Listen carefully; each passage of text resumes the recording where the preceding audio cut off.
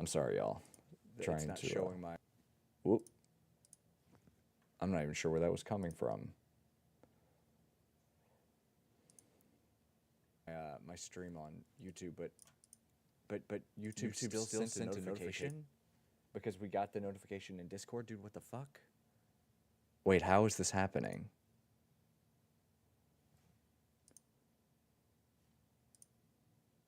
Oh, I'm live. Am I finally live on YouTube? Oh, fucking finally. What is this app? Where is my YouTube?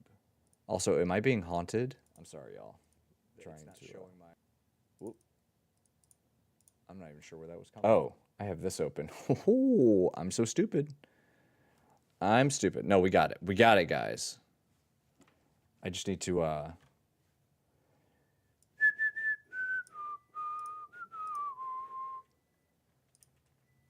This cat, dude. What, girly? Your Twitch is breaking? Uh-oh. I'm here. I'm here, dude. All right, here we go. I should be able to do this now as well.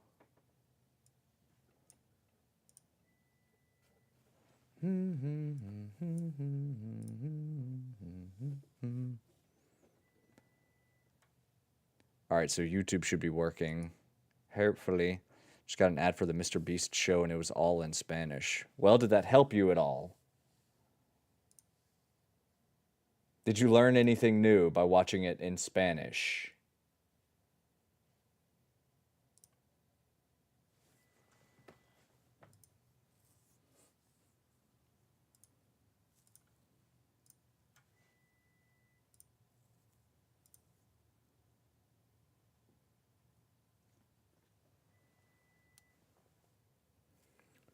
First-person FIFA? Wait, what?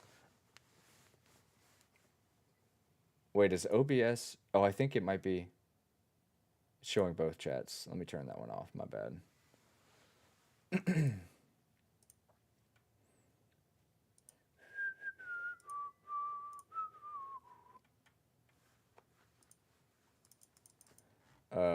What is my... Oh, yeah.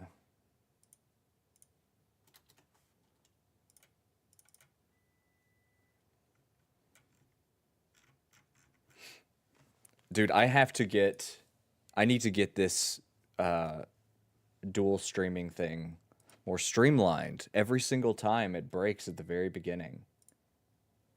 Dual streaming. That was me.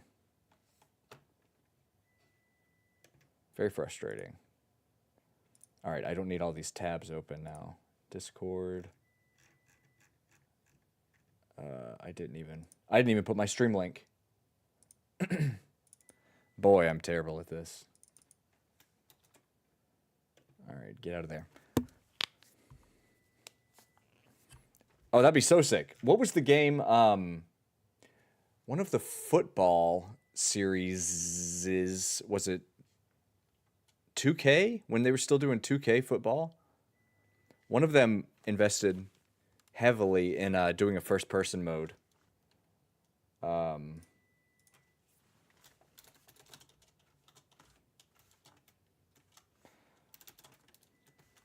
It looked fun. I've never been a football guy. But I always thought the first-person mode was really interesting. Okay, sweet. Let's catch up. All right, I'm here. God, very annoying. Sorry, guys. Sorry that took me so long to get situated. But I'm in. Ooh, pizza. Yum.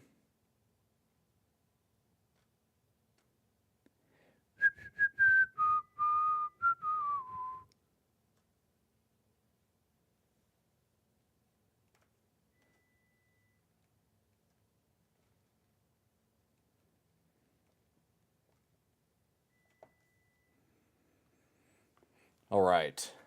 I'm here now. I am here now. Wait a second. Now it's not updating. Why isn't it updating chat? Oh, here we go. I know exactly what it is.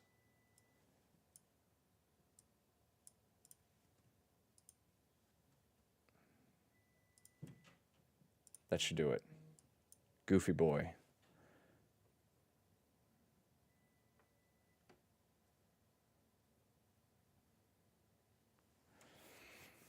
I'd play sports if I could do it in the first of person. Right. Yeah, I mean, that, well, what was that? Let's just look it up.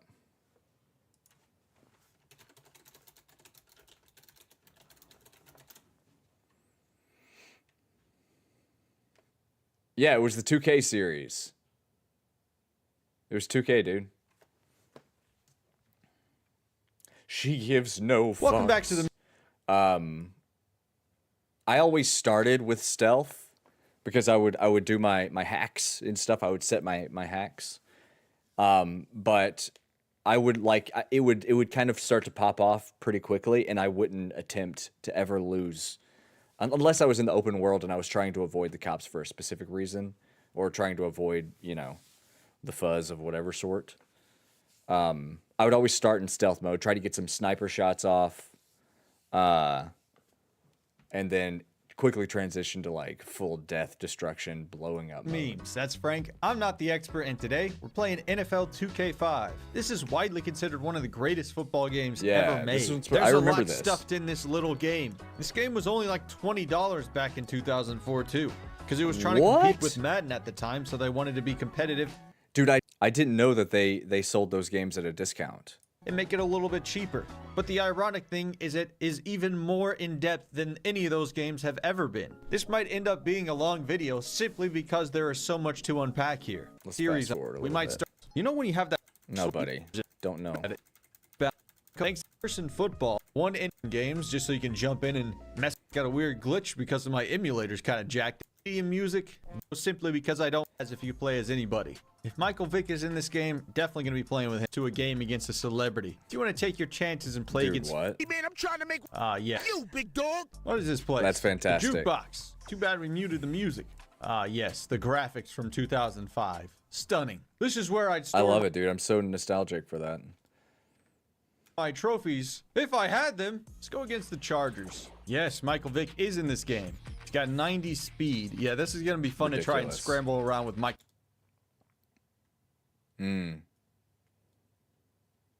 Yeah, it does. It absolutely does. Michael Vick. It's gonna be like that one commercial, the Michael Vick experience. Wait, does it not? I haven't logged in so long, I can't specifically remember, but I thought it did. They had New Game Plus in The Witcher very early on. If you guys remember that one, it has their tendencies. It says it's in football. Here we Coming go. Out the Here it tunnel. is, dude. That is Drew Brees. Look at him on the That's- Chargers. You know this game is old. Matt He Hughes. just retired this past year. And the coin toss. What is it? I can't tell. Am I going to be the kicker? What? Oh, this is wild. It's just unlike any other experience I've had. There goes the kick. Dude, the Master Chief I'm UI. running down the field. They solved this a long time ago. Make it translucent. It doesn't need to be totally transparent. That would kind of break the illusion. But give it some fogginess, but still be able to see like light and shadows through it at the very least. This is kind of a jarring experience. I can't even tell who has the ball. Otherwise, it just feels claustrophobic, I think. I guess it was a touchback.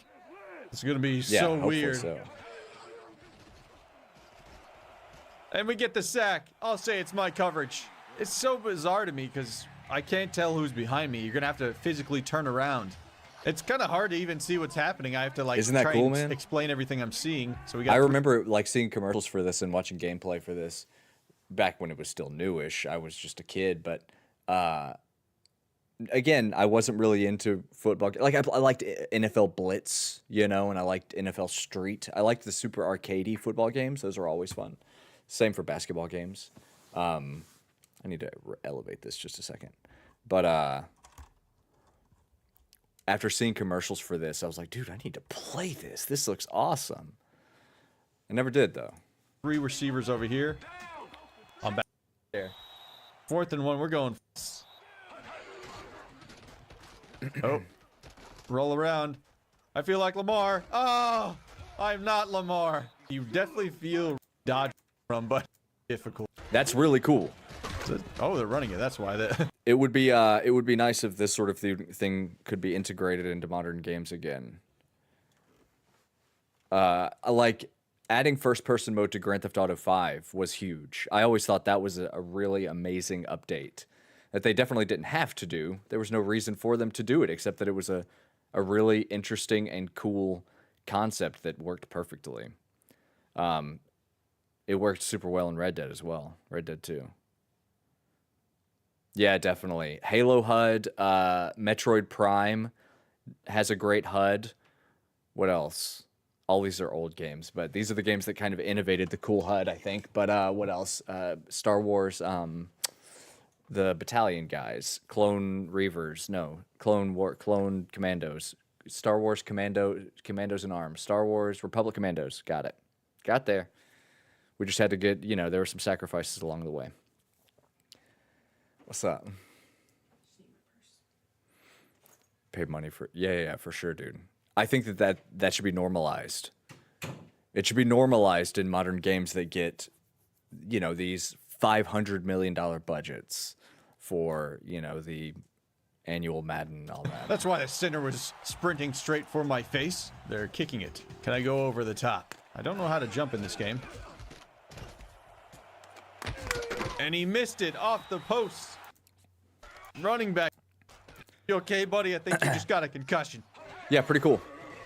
Come here. And That's enough of that, though. Oh, I want to see this. A very special event for you. We are going to do. You know who Airsoft Fatty is, right?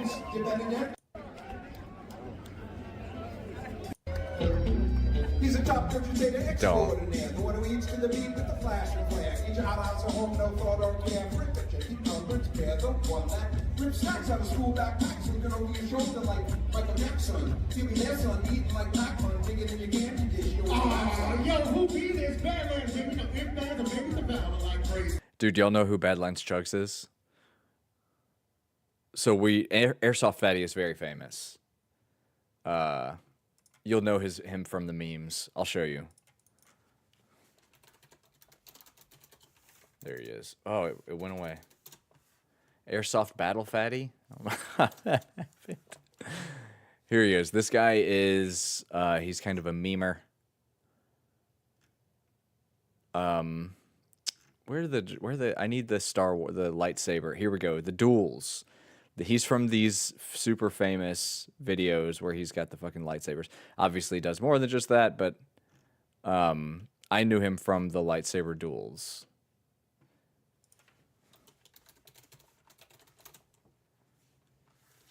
Here we go. 7 years ago. Yeah. This is the one.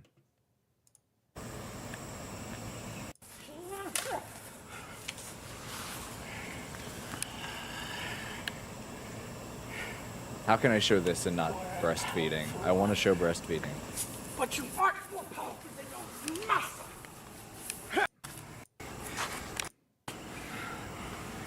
I love the heavy breathing. It's very human. They're so funny, dude. Baba D flat. The edits. Seriously? I think there's one that has like Duel of the Fates dubbed over it. All of the when they start doing effects. Airsoft Fatty lightsaber. What do I need? Best edit. This is pretty good. Is that the bloody weed shit on? I was you calling weed, jackass? Oh yeah. All right, I'll look later. You will take a look, Doc. But you aren't more powerful. This is extremely well done. Tired of dodging?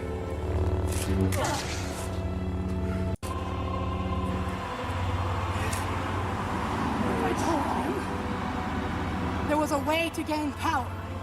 Tell me about it, Airsoft Fatty. More powerful than Dooku. More powerful than Sidious. Bullshit! No one cares about the good guy here. Everyone's rooting for Airsoft Fatty. Guess what? We're not watching this for this guy. The Sith Army. It's far too normal. Anger is not the way of the Jedi. There he goes. So that's Airsoft Fatty. Anyway, here he is. less airsoft fatty than used to be, and he's going against Badlands Chugs. Now look, I've shown you guys Badlands Chugs before. In case you forgot, this is Badlands Chugs. We'll watch this, but really the one that you need to see is Sprite. That's the one you need to see. I want the full video. Here we go, 255. That 50-second one is funny. This chug. Gosh, 3-4 years ago? I forget. Yeah. So he eats a banana. There's this supposedly there's this this thing on the internet that you can't eat a banana and then chug a Sprite immediately after. Yeah, dude. It's grotesque. So he gets the banana in there. Oh, he does multiple. And he gets, what is this, a liter? Love this so much. Here we go. Here's the good shit.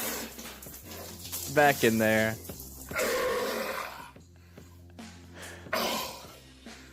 Jesus. Classic, dude. We love Badlands.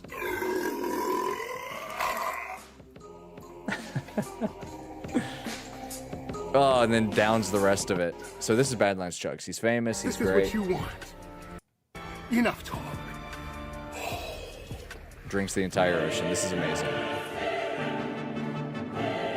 Dude, yes. Love it.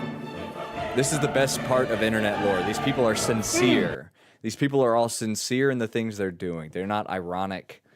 They're not like, isn't it funny that I'm a fat guy drinking the ocean? No, this is just a fat guy drinking the ocean.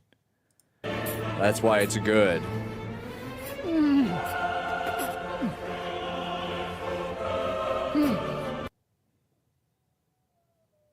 Yeah, this is, I mean, that's just a Tuesday for him. Uh-oh. Gambling addicts? Fucking sucks, dude. So that's Badlands Chugs. We know him, we love him. Anyway. Dude, Airsoft Fatty's about to take a bigger L against Badlands than he did against Episode 3 Luke Skywalker that he was fighting earlier. This is gonna be, oh look, they're shaking hands.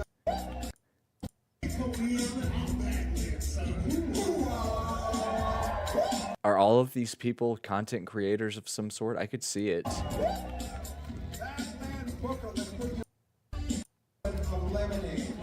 Which is just good common sense because it frees up so much time to do other things around the house for the rest of the day. Okay, ladies and gentlemen, 30 seconds.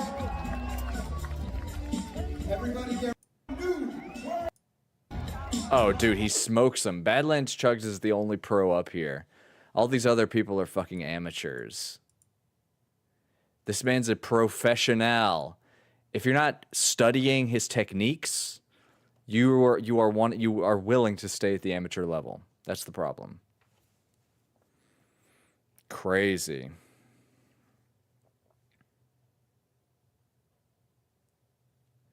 It's hard to feel bad for people like that. I mean, I genuinely don't feel bad for that kind of behavior at all. I mean, that's the most cause and effect thing imaginable, and it's not like there's something to be said about the addiction of gambling. It's the same as any other addiction. It's crippling and it takes over your brain. It hacks your brain, right? That's the thing they say about addiction is that it's a fucking virus. It's a bug. But in the same way that, you know, I don't know, it's just hard to feel bad for that kind of behavior, especially when you do it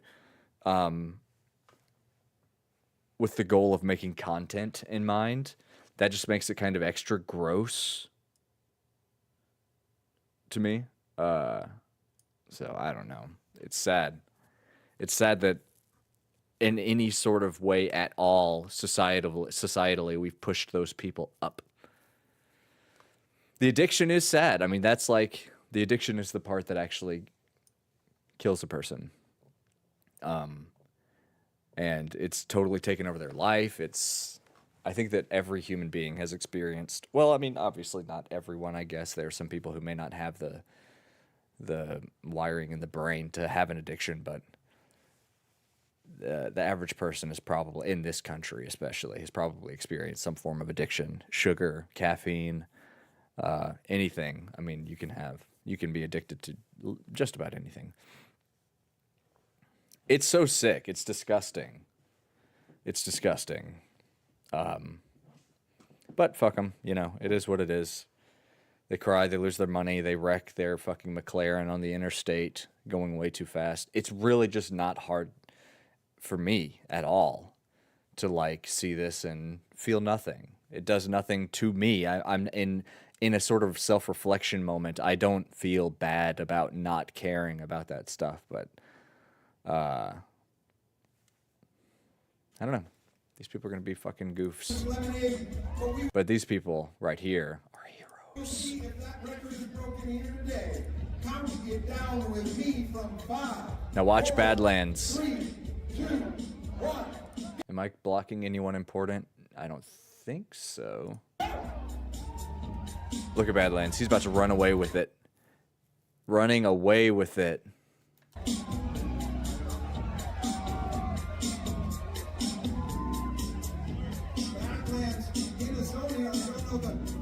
I mean, he has figured out a way to make a perfect and direct path to his gut without stopping at any of the important valves along the path.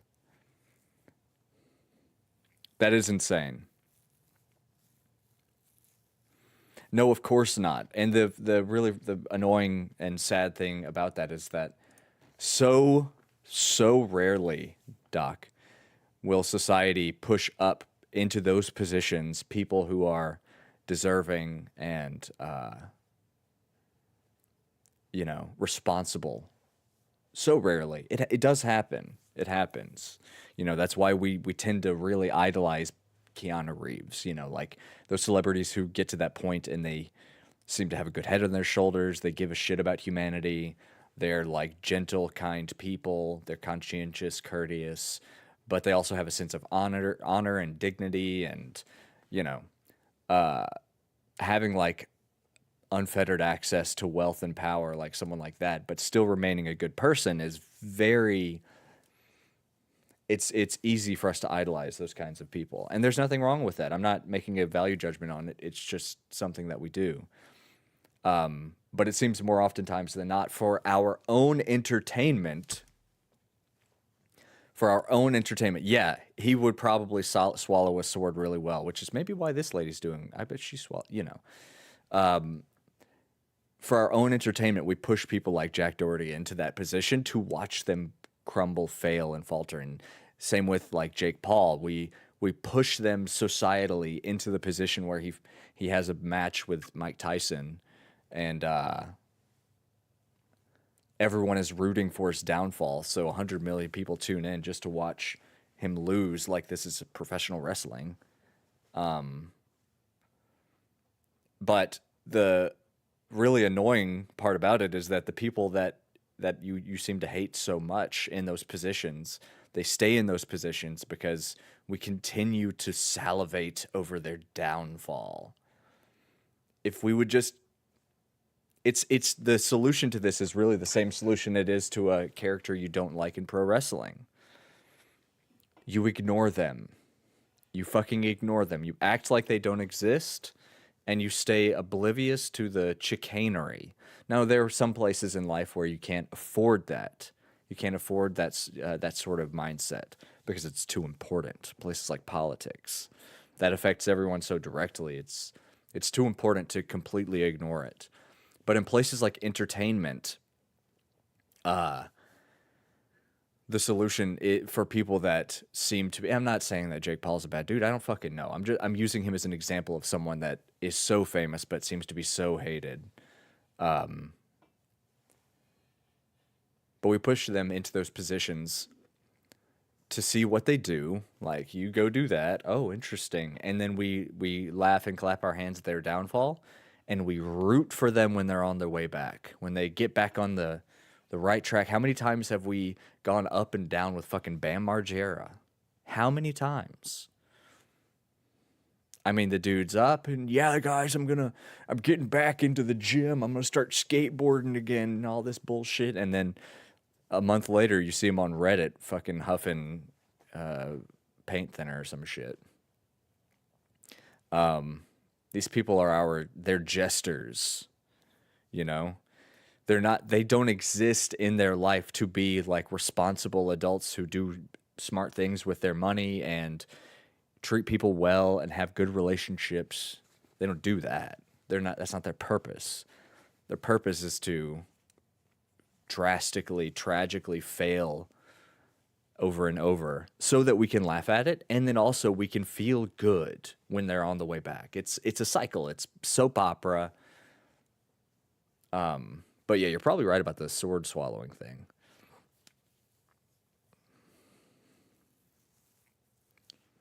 Yeah. We have an active hand in it. You're right. We're not just watching it. We're the ones pushing it forward. And I recognize my culpability in it. I mean, I turned on Netflix and attempted to watch the Jake Paul fight. But also, I will say for myself, I'm a genuine fan of combat sports. I think that's well known, at least in my community at this point. And I have been for my entire adult life. And, you know, as a teenager, I was introduced to the fucking fighting sports. And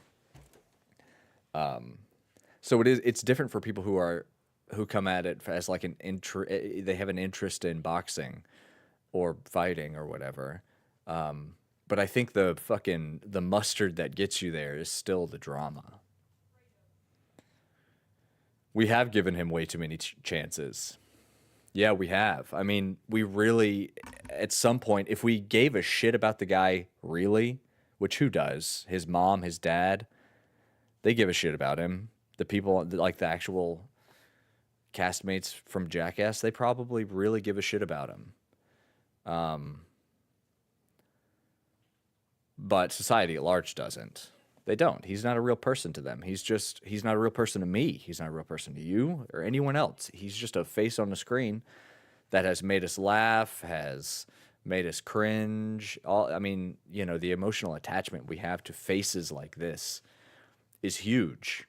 And we fucking just we just siphon energy off of their ups and downs.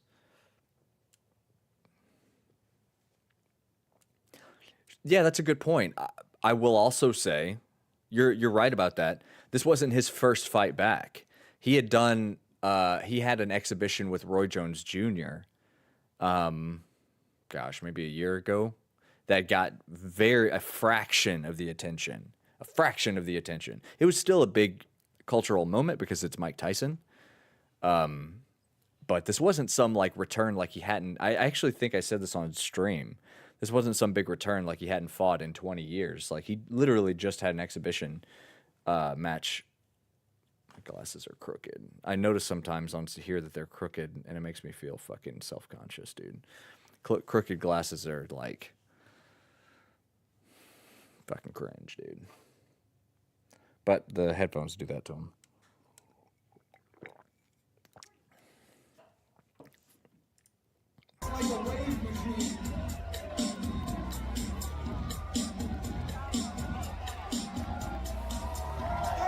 Professional, dude. He's a pro. This chick is just smelling it. He's just like, decent, pathetic, pretty good. Could have done better. Pathetic. I don't bother. This one is like, look, you're what, 5'2", 80 ounces.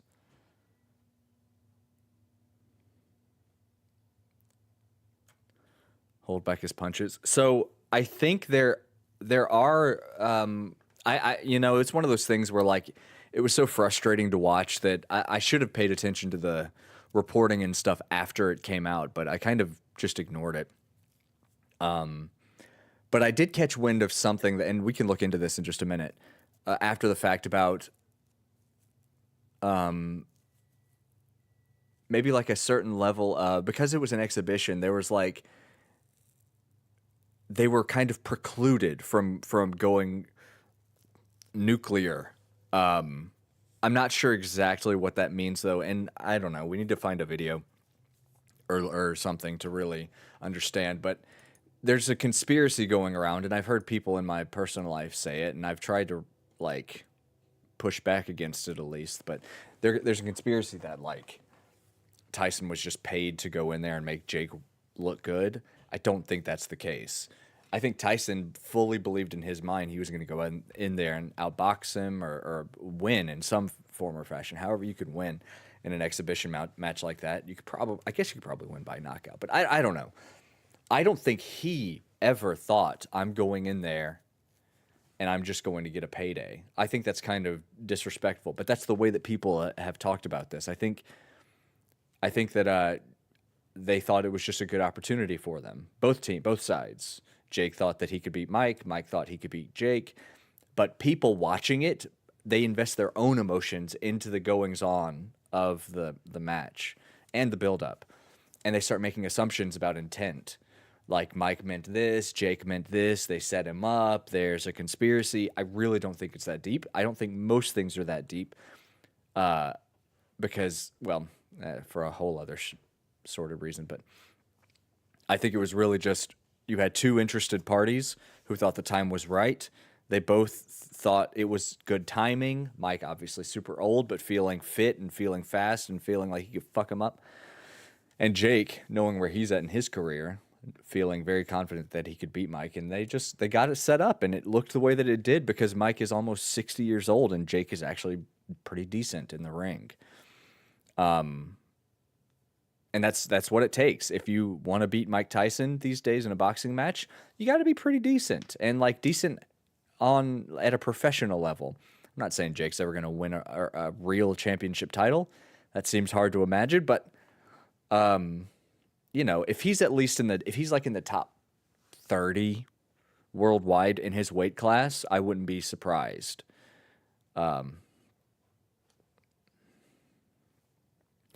Yeah, speculation is, you know, it has its place, but it's good to keep a rein on that, and I know you do. But we're going to look into it because I think the moments that you're talking about where he could have just swung for the fences and, you know, in a retro sort of Mike Tyson way, I think that there were reasons why that didn't happen. That didn't include he's just throwing it to make money. But also, are we looking at mayonnaise here? Dude, is this the most disgusting video I've ever clicked on?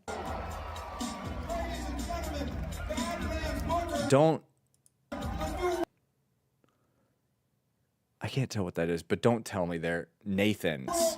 So this is a Nathan's sauce, probably.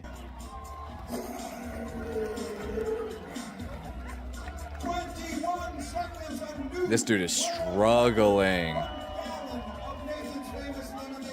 Come on, Airsoft Fatty. Who is Nick Wary? James Webb? Space Telescope? Dude, this telescope designer is here. Geoff Esper. So wait, who is who? Is this Nick? Okay, it must be because he's next to this lady here. So Badlands Chug's name is James Webb. Whoa, dude, that recontextualizes his entire existence for me. He's a telescope fiend and a lemonade drinker. All these people, you guys, pathetic. Embarrassing, Airsoft Fatty. I'm just talking about the mayonnaise because I thought there was going to be a segment where they like, all right, time for the world record mayonnaise chug, which would make me vomit. I would rather watch this dude drink his chewed up banana Sprite slush before I would ever watch a fucking banana chug, dude. That's disgusting. Geoff did pretty good. Okay, Geoff. He got half. Pat, barely, dude. Barely. I mean, that's like bad. Gideon, come on, Gideon. Pat, dude. Airsoft. Okay.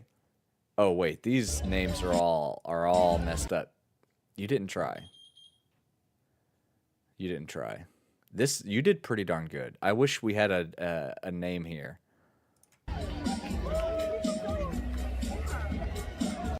I think it has its place. Mayonnaise has its place. You know, as a condiment, you could put it on things. You can make a sauce out of mayo. That's really good. But like mayonnaise at scale is fucking disgusting to me.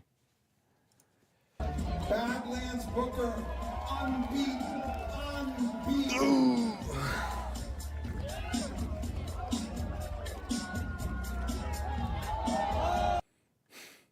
That's that diabetes walk. This dude's about to have his foot chopped off.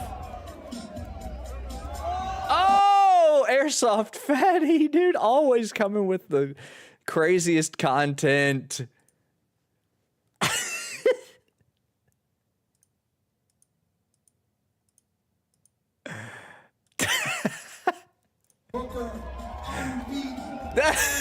I didn't even see it. I'm so blind. I was just watching James Webb Space Telescope. I was watching him hoist his belt. Dude, did he do something?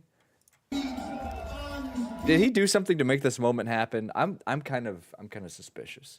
Like, I feel like maybe he turned around and gagged himself real quick or something for the moment to go viral. I don't know, maybe he didn't. Oh, there it is, dude. He's just being nasty. I mean, he's doing that Steve-O thing where he just goes, and shit just starts coming out of holes.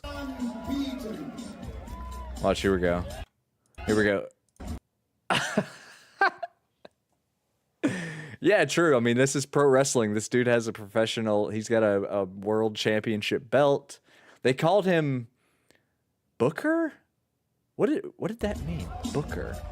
All right, here's the big one, dude. The spew. No one's noticed yet. Badlands didn't even see it. Look, he's still. Oh, there.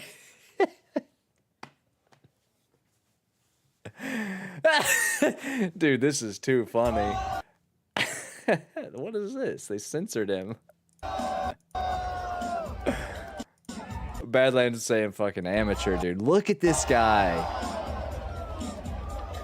But he's not moving. Look, he's a real man. He's not like, you know, a lot of people go, "Ee," look like the girls ran away. But this dude's just like, yeah, pat him on the back, holding my belt. He doesn't run. He's a world champion. He's not running from this shit. It's just a little vomit.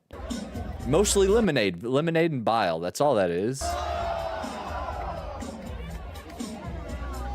Well, Geoff, you did the second best and you had the second best reaction. All right, he deserves maybe a firm handshake. The pat on the back, the belts go to Badlands, but Geoff can get a firm handshake. Job well done, buddy. You didn't cower when when Airsoft Fatty started spewing. Dude, this is insane. He's still going. Look, that's what it was. Badlands is saying, get the fuck out of here, buddy.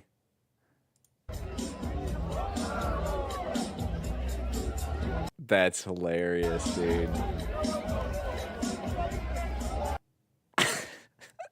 I mean, y'all have seen the video of the guy at, let's see, vomiting. Is it a football game? Vomiting, it's either football or baseball. The guy's just like,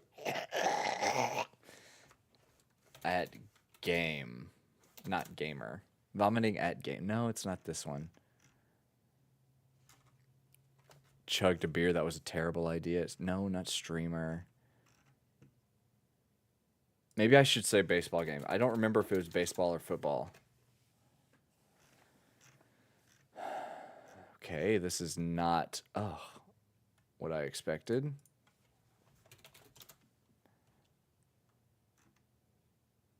Fat man?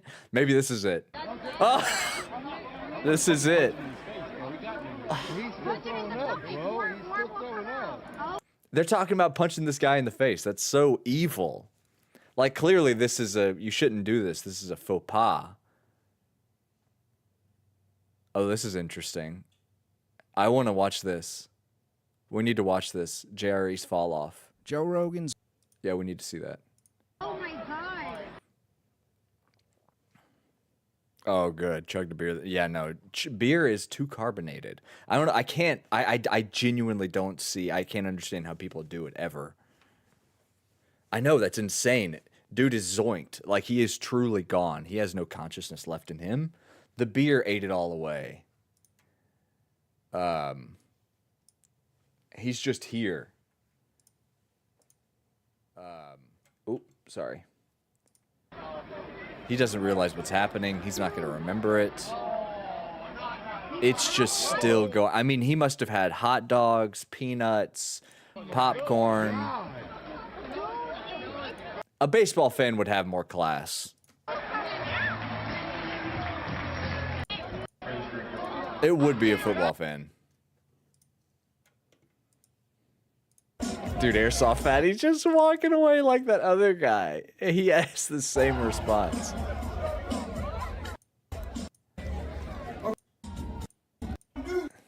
It was kind of insane how many times he just kept going. I wonder if chat has a count on it. Dude, I'm so glad I did look at the comments first. That would have been a huge spoiler. He is totally chill, except for the room. This guy had to do the little hip shuffle to the side. Before Badlands rotated, I dyslexiated my way into reading that as roasted. Thanks so much for filming. Oh, dude, here he is. Badlands. This dude's he's the GOAT, man. He's the greatest chugger of all time. 3.62. See, there's room for everyone. If you're the best in the world at anything. Kai Cenat. Finally, other streamers have found him.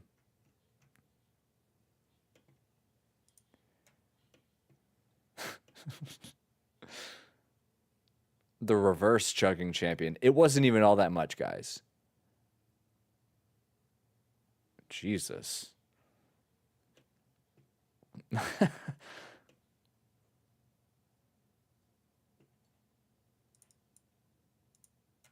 That's very funny.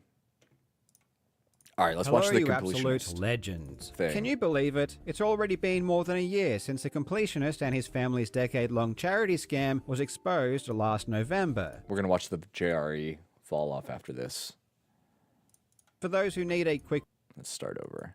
So, I will actually say, full disclosure, I watched the first minute of this last night, and I was like, fuck, this is a good, interesting video. We should save it for the stream. All right, so let's get caught up on what Gerard has been up to. I didn't know, and he said he covers it, I didn't know that the dude had still been making videos. I was never really a completionist watcher. I was aware of his content just through, being on YouTube for so long, but I never really watched him. I knew people that were fans of his, but... Hello, you absolute legends. Can you believe it? It's already been more than a year since the completionist and his family's decade-long charity scam was exposed last November. For those who need a quick refresher, between the years of 2014 and 2023, Gerard and his charity, the Open Hand Foundation, took in around $1 million of donations, money that they said was going to various charities focusing on dementia research. But over that entire time, the truth was that they hadn't donated a single penny, and had kept everything. It was only after Mudahar and myself made our videos about the situation that the Open Hand Foundation finally donated some of the money, donating $600,000 to the AFTD. The completionist public image was pretty much destroyed, and deservedly so. He had been lying for years, and after he was exposed, he took no accountability whatsoever. He made up excuses, made up lies, and more than anything was just angry at us for making the public aware of what he was doing. And it didn't take long for... Do you think this was taken from his, apology video? He looks intense and very angry. How could you say this about me, about my family? The completionist to return to YouTube and continue making content. After his terrible response video, he just moved on and acted as if this entire charity scandal never happened. And his family moved on and didn't care whatsoever either. They even held another golf charity event several months later. This was immediately after it was already proven that for years the golf charity money had never even made it to the Open Hand Foundation. The family was keeping everything. But then, around 4 months ago, the completionist disappeared. And there might be a good reason for this. The completionist production company, That One Video Entertainment LLC, is in huge trouble. I've never spoken about this, but for the past 2 years, the completionist company has been engaged in a frivolous lawsuit against the biggest GTA Online roleplay server, NoPixel, basically trying to extort them for half of their company. And in October, they lost. And now Gerard's company may have to pay back hundreds of thousands of dollars in attorney's fees. And the cherry on top of all of this is that it appears as though the Open Hand Foundation might now be under investigation by the IRS. A lot's been happening, and in today's video, we will take a quick look. I really hope you enjoy. Now, Legends, a huge shout out to today's sponsor, Watcher of Realms. Watcher of Realms is a really fun... come on. They're really trying to wring out this dude for all he's worth right now. Come on, guys. Fantasy RPG that I've played a ton of over the past year. It combines classic... This is literally Wukong from the game. Fantasy RPG elements with tower defense, which are... I don't know. They're doing a brand crossover, it looks like. Two of my favorite genres. to unlock during Before we start this video, I want the on PC, Android, and iOS. Yeah, probably so. I just want to say this before we get further into this. It's really hard. It's really hard to tell a con man before their con has been made public. Well, I should clarify. It's hard for most people. And I'm not trying to fucking, like, not hard for me. That's not what I'm saying. I'm just saying that there are certain skills of perception that you have to be developing to see what con men are doing while they're doing it. There's actually a really good video. It's like an anti-propaganda video put up by the U.S. In the 1950s that's about being aware of propaganda, and it's all of the principles they teach in that video are true for con men in general, because I think con men and propagandists basically use the same psychological tricks to get people on their side. So I don't know if Gerard himself is a con artist or something. I guess we're going to find out, but it is interesting when you go through the sort of relational development of seeing someone in one light. This is a guy who seems genuine or upstanding or like a good person. He does this charity stuff. And then it turns out that a lot of it was a con. That sort of emotional relational shift is really, really interesting. And I think people in general need to become aware of the tricks that con artists and gurus and propagandists like to use to get people on their side.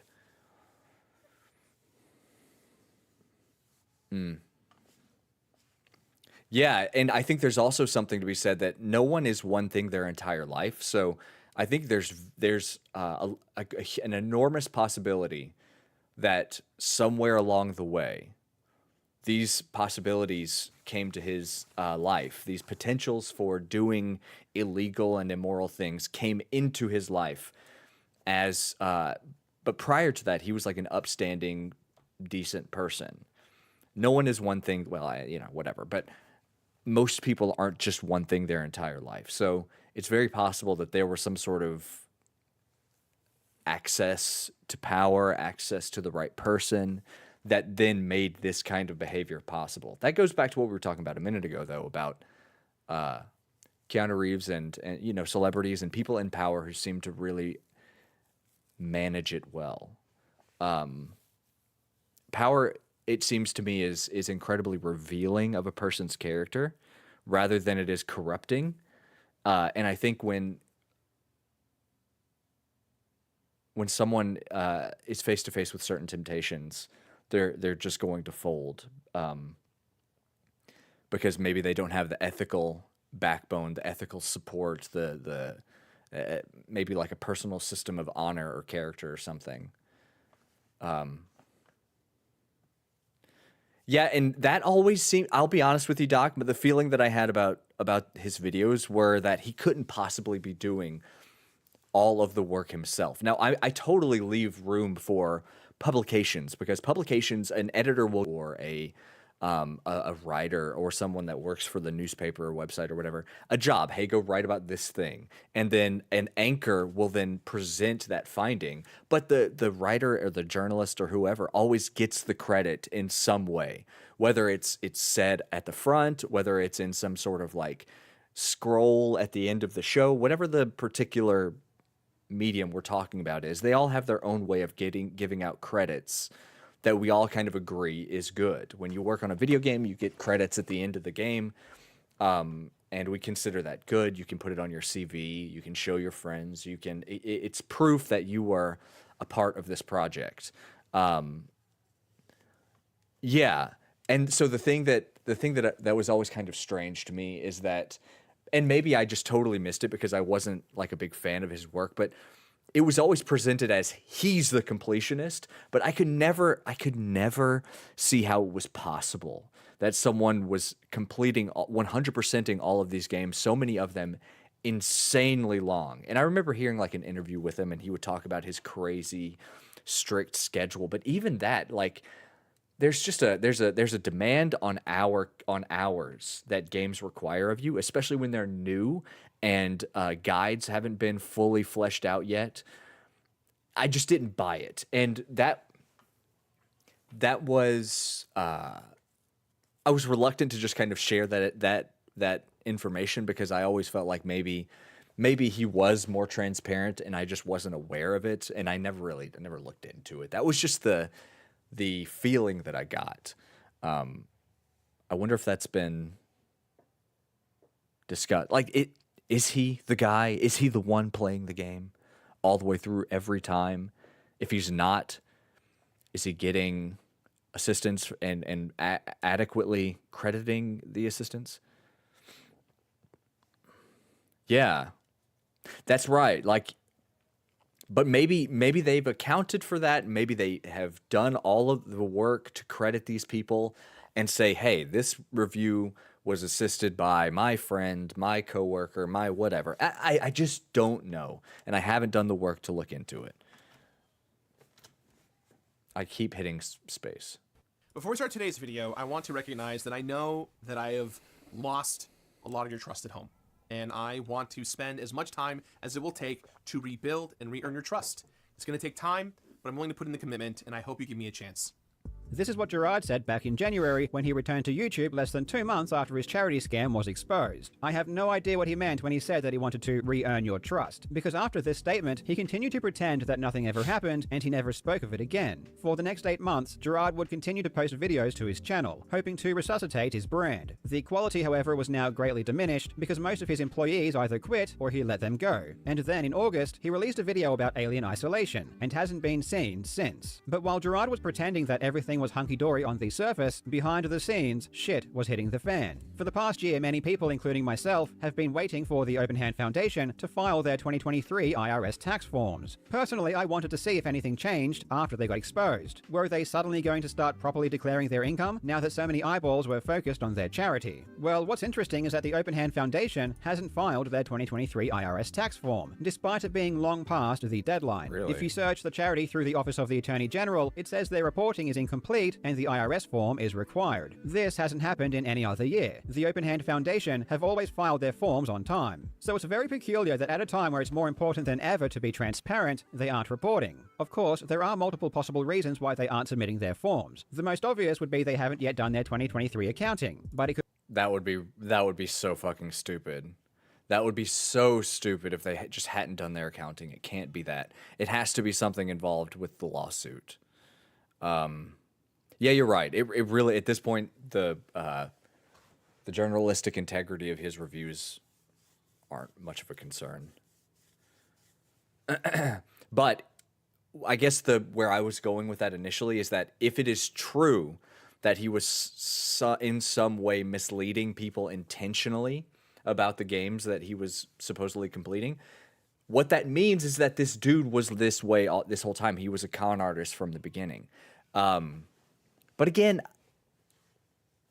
that doesn't really matter at this point. This is the important shit. could also mean they are currently being audited by the IRS. Personally, I think it's the latter, given how many people reported the charity after the scandal broke. Another piece of evidence to support the fact that they are being audited is that it does appear they have already done their 2023 accounting. So there doesn't seem to be any other legitimate reason not to file. We know they've done their 2023 accounting because as part of their 2024 annual charity registration to the Office of the Attorney General, they needed to state their revenue and expenses for the previous year, which they did. And this is where things get very interesting. This form doesn't give us any breakdown like the IRS tax forms would, but it does give us a few basic figures. It says that in 2023, the Open Hand Foundation raised $155,000. This is significant because it's by far the most revenue the organization has ever reported in a single year. The previous highest total was back in 2021, when they raised $136,000, but that was under very different circumstances, so let's compare. In 2021, Gerard's fundraiser Indieland received $113,000 in donations just through Tiltify alone. The charity also received a $25,000 grant from Jamie Lee Curtis's Texas charity, Syzygy. Just these two income sources alone already amount to more than the $136,000 they reported, which means all of the bits, subs, merch sales, and all of the golf charity money simply vanished. Gerard's company or his family just took the rest. And this pattern of money vanishing continued from the years 2019 all the way through to 2022. Boots. Whoa. A total of 4 years, and the money that went missing probably totaled several $100,000. But in 2023, after the public realized Gerard's family was stealing money, suddenly everything changed. In 2023, Indieland only raised $64,000 in donations through Tiltify. This is $50,000 less than in 2021, and yet magically, 2023 was the Open Hand Foundation's best year ever, raising $20,000 more than they did in 2021. It is a miracle. By the grace of God, the Khalil family has finally learned how to properly report their income. It's amazing. We already knew that Gerard and his company were stealing money before, but this most recent accounting is just the nail in the coffin. It is so brazenly obvious that once they were exposed, they decided it would be unwise to continue skimming off the top. And as a result, despite last year being one of Indieland's worst performing years ever by far, the Open Hand Foundation was more profitable than it's ever been. Another interesting thing about— Dude, this is, I just want to say, I'm reminded of knowing people in my personal life that were totally cool with me, like insofar as we didn't have any personal issues. In fact, sometimes these people would have been my friends. But as you get older, you start to see behaviors emerge, and they start to do things in public that betray the person that you thought that they were, and the person that they may have said that they were. It's always been really hard for me. You know, we talk about loyalty and how important a value loyalty is, and it is. It's selective. Loyalty has to be selective. It's by nature selective. But I guess what I would find is that people would do things to betray the person that they said they were. And then I would find myself struggling with continuing to be their friend, and always feeling like a sense of guilt because that seems disloyal. But I don't trust people. I can't trust people who behave a way in private and behave differently in public. And I don't mean like they superficially alter their personality to kind of like, you know, you can clean up your personality to appear better on TV. Like if you're doing some sort of presentation, you're doing the news or whatever, you take the real personality you have, you shave off the rough edges, and you present a very cleaned up version. I think that's totally fine. What I mean is everyone's familiar with this Jungian shadow, right? In our psychology. It's something that the Persona series covers. It's all over YouTube. Jordan Peterson has made it super famous. I think there's some truth to it. I don't believe in any what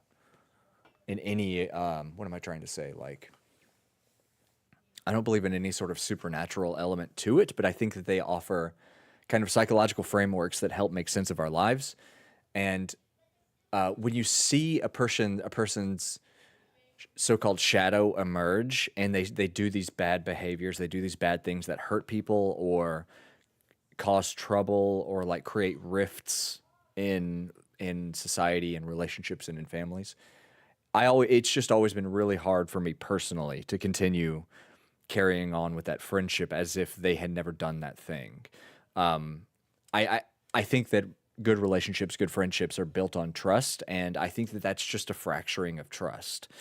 It's one thing to be a degenerate and be honest about it, and it's another thing to be sort of morally upright in appearance, and then be I don't know, like, what's the word, like victimizing of other people. Yeah, that's a very good point. That's a very good point. And, you know, the types of people I'm thinking about are those that, I'm not talking about my family, to be clear. I am talking about friends. I don't know. It's just challenging. And so I see it as watching this stuff in retrospect. I'm reminded of the way that you see this particular face when he is a symbol of like good behavior online. He uses his platform for good.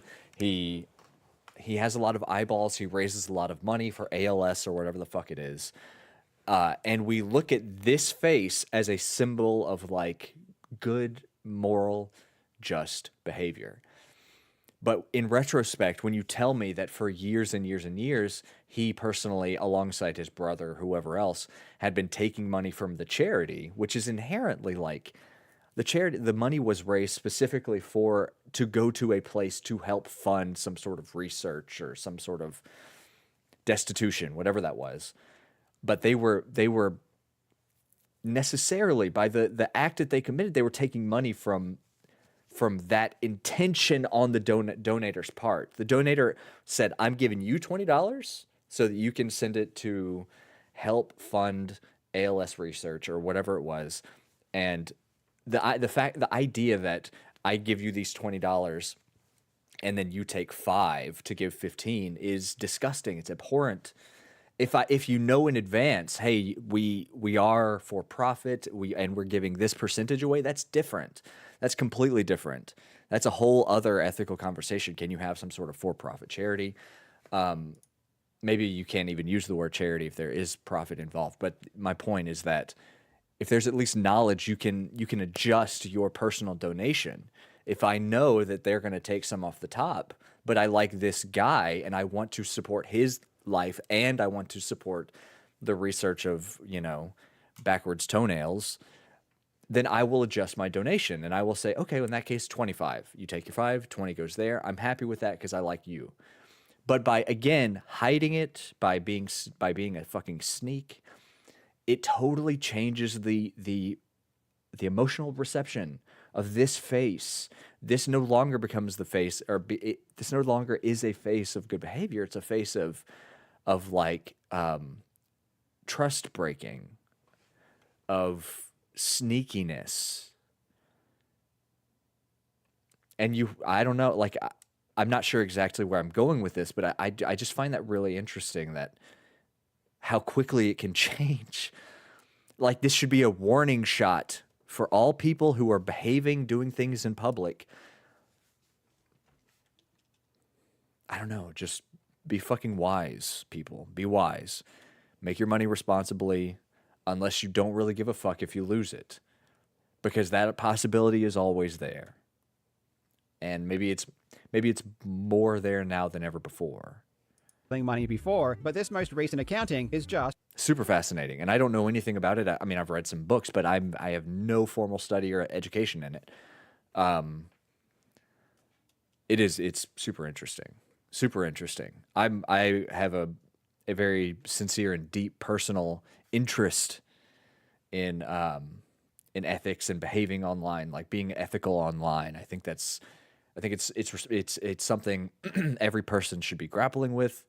But big, like, moments like this is a big moment in the sort of gaming niche, because of how important charity building has been for streamers and YouTubers. It's part of our normalized culture. We do charity streams, it's something that streamers and YouTubers have used to help proliferate their own content. And that's good. That's not a bad thing in any way. But this certainly causes people to, like, question or doubt, or, like, can I even reliably give my money to this motherfucker? Is he going to be skimming it like Gerard? It's tough. And, maybe there's a little bit of, like, you ruined it for everybody. I don't know if that's even possible. It's probably not possible. But I guess my point is that this affects so much. All this whole catastrophe and downfall of this career and this channel, it's so far reaching. just the nail in the coffin. It is so brazenly obvious that once they were exposed, they decided it would be unwise to continue skimming off the top. And as a result, despite last year being one of Indieland's worst performing years ever by far, the Open Hand Foundation was more profitable than it's ever been. Another interesting thing about this form is that it shows the Open Hand Foundation is still holding on to $200,000. And this is before their 2024 golf charity event, where they would have collected even more in donations. Why are they still keeping this money? One thing I've come to realize is that while Gerard may have been very concerned with his public image, his family, specifically his brother and father, couldn't care less. This is why back in May, they continued running their golf charity tournament as if nothing ever happened. If you look at the Open Hands website now, Indieland has been removed as one of the charity events, leaving only the golf tournament. And the golf event was never something that Gerard was a part of organizing. And it's why the Open Hand Foundation now feels comfortable going back to hoarding donations, because the public backlash that was originally directed at Gerard now has nowhere to go. When the Open Hand Foundation made their $600,000 donation after the story initially broke, they still had $200,000 sitting in the bank. And this is only from the reported income. As I said before, I suspect Gerard's family has siphoned hundreds of thousands of dollars out of the charity over the years. But I can't think of a single good reason why they still need to keep $200,000 in the bank, when their expenses average around $10,000 to $15,000 per year. And literally the only purpose of the charity is to be a middleman between Good Samaritans and charities that actually do dementia research. As I said before, the lack of filing to the IRS is a pretty good indication the charity is now under investigation. And I really do hope this is the case. But the IRS isn't the only thing Gerard now has to worry about, because Gerard's company, That One Video Entertainment, has just lost a huge lawsuit.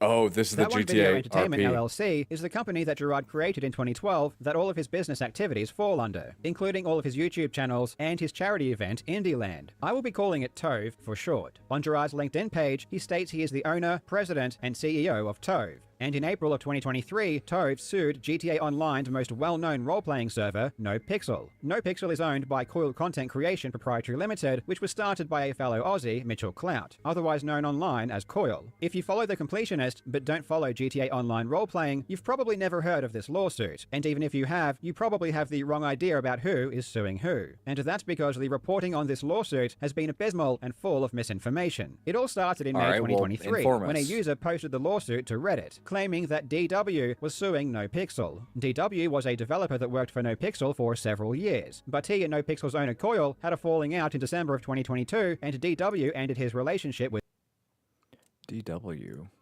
Arthur's sister?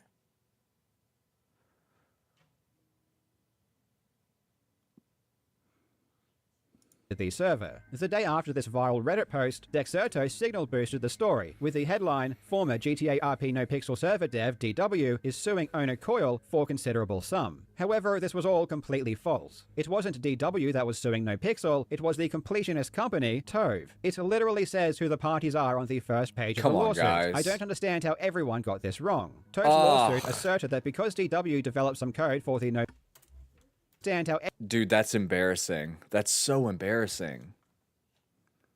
If you're going to report on a lawsuit, get the plaintiffs right. At least get the most basic details correct. So much reporting is just telling what they read elsewhere, and so that they can just shift the blame off. They reported this.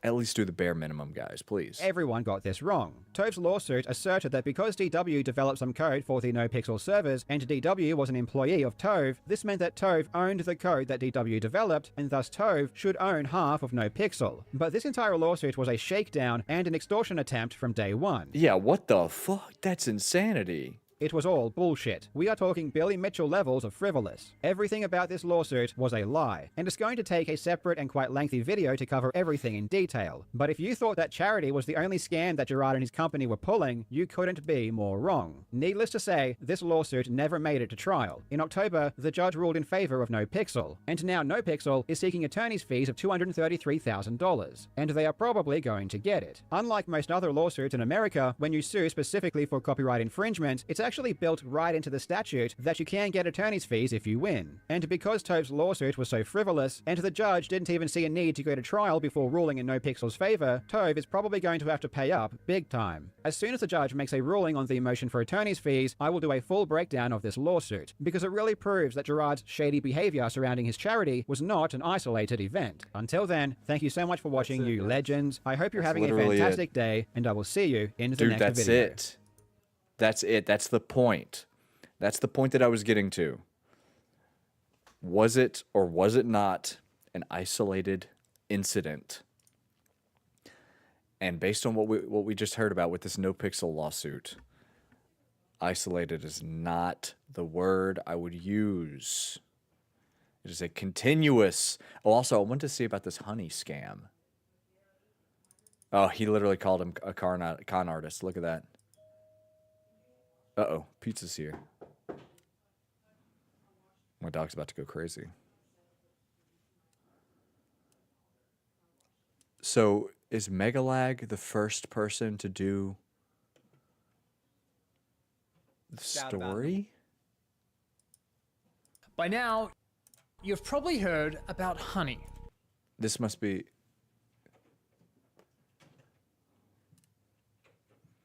What's up, FA? Huh?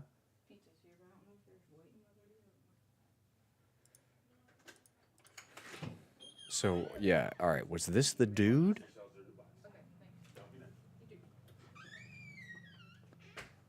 Was this the dude?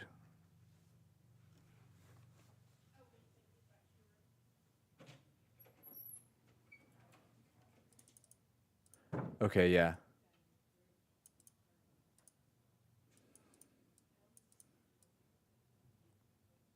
So insane. 23 minutes. 15. I kind of want to hear what Hank's take on this is. Dude, there's been so much happening over the past few days. Could Goku stop a Viltrumite invasion? Yes, motherfucker. I mean, the only way he couldn't is if you're talking about maybe Saiyan Saga Goku. Saiyan Saga Goku, maybe he struggles. As soon as that dude comes back from Namek, it's over with. Over with. He smokes every Viltrumite.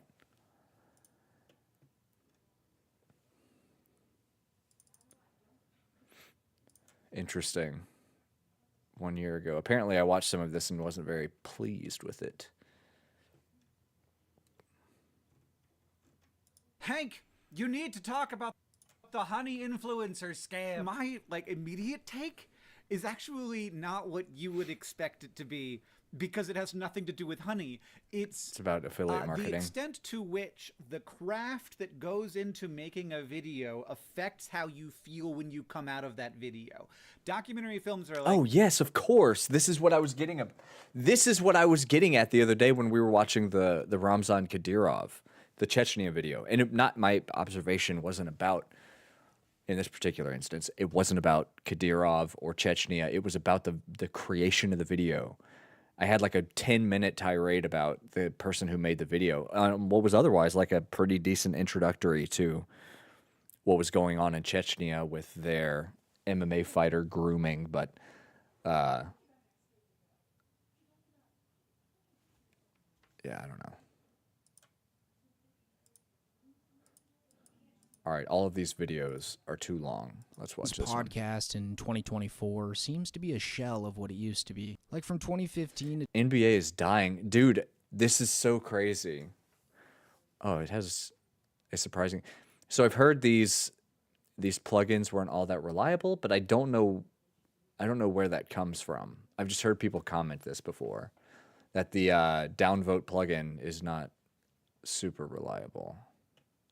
In 2019, this guy just couldn't miss. It felt like being a fly on the wall, listening to some of the funniest and most interesting conversations on the internet. Everybody loved Joe back then. Dude, that's insanely generous. That is so generous. I mean, there were some good ones, yes, but the idea that in, like, if he peaked in 2019, which is kind of what this guy is saying, the idea that was it was a fucking no-miss podcast is not true at all. It's totally dependent on what your specific interests were. And not every JRE podcast was made the same. Some of them in that era were actually pretty good, but there were a lot that. Anyway, he was interested in what his guests were saying, and he was very open-minded. Wow. But nowadays, Lawrence it seems like Krauss. he's lost touch with reality, and his show's gone completely downhill. Like every guest he has on now seems to get roped into one of Joe's political spiels or social talking points. And when the guests are allowed to speak, Joe plays devil's advocate and counter-argues like it's a sport. Like what happened to the episodes where they'd spend 30 minutes discussing the logistics behind a silverback gorilla battling a Kodiak grizzly bear to death? What is a silverback full speed? Have you know- seen one of those things I coming through the know that bamboo? a grizzly can outrun a silverback. Or whatever they come I through? know it. I feel confident. I think there's no way the gorilla's getting. Right? And they shake. Plus the Joe Rogan we used to know and love. And after doing some thorough digging, I believe that there oh yeah, this was a big moment. Him having Donald Trump on was a huge moment, and I don't mean just because Donald Trump was on Joe's podcast. Obviously, I mean like in the development of him as a character. Joe's character development really took a hit during this moment because he said for so long he wasn't going to do it. He didn't want to advocate for any particular politician, but he got Dana White in his ear saying that it was a smart move. And he got fucking cooked. There are exactly 3 reasons as to why Joe Rogan's podcast sucks. Dude, he's now. wearing his Reason number 1. He's wearing his the 2020 UFC Spotify deal work. spoiled Rogan rotten. Hello, everybody. I have an announcement. The podcast is moving to Spotify. Before he signed his infamous Spotify deal worth well over $200 million, Joe Rogan was an honest man. Sure, he was still a multimillionaire, far more successful than 99% of people on Earth, but he didn't let his money define him. He just seemed like a normal LA dude with cool celebrity friends. He also had this childlike curiosity to him, which provided for absolutely classic episodes, like the one he did with the sleep expert Matthew Walker, or his legendary interview with Paul Stamets, the Mushroom God. But everything changed when the pandemic hit. Basically, during the lockdown, podcasts were exploding, since everyone was at home forced to their Oh, dude, this is devices. so And of course, the interesting. major corporations wanted a piece of the pie. Like, people couldn't believe that a huge company like Spotify would shell out a couple $100 million to Joe Rogan, of all people. It was the first of its kind. And a couple $100 What is this symbol? million to Joe Rogan, of all people. It was the first of its kind. And I'm afraid it just made Joe's head even bigger. First of all, I have what you call "fuck you" money. I hate him, dude. I hate it when he talks about this shit. And if you have The idea that he like has fuck you money, like no one can tell me what to do. That's horseshit. Maybe this guy's about to make the point, but this dude's money is the reason why he's a shill and less reliable and less trustworthy in his opinions now than ever before. That's fucking clear as day. More money, more problems, all that shit. Come on, dude.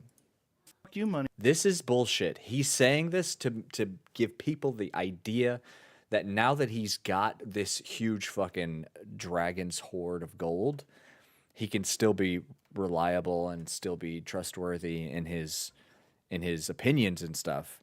But that again, he's giving them an argument. He's not giving them the truth. you don't say "fuck you." What's the point of having the "fuck you" money? You're wasting it. Like, he immediately packed up all his things and moved to Austin, Texas, where he'd invest in a new studio and open up his very own And he got that accent. Remember when he developed the accent? comedy store, The Mothership. I mean, Joe had money coming out of his ears, which boosted his ego beyond belief. Like, all of a sudden, he became Lord Joe Rogan, and people worshipped him. Like, just listen to the way people acted when him and Andrew Santino went to a restaurant in Austin together. Comes walking in, and the girl at the front is like, Joe goes over there. He's like, "What's the deal? This is a dude. This is a guy that he had to work to get me to like him. My initial appreciation of this fellow was not very great, but he kind of won me over. I'll be right back. 1 second, folks.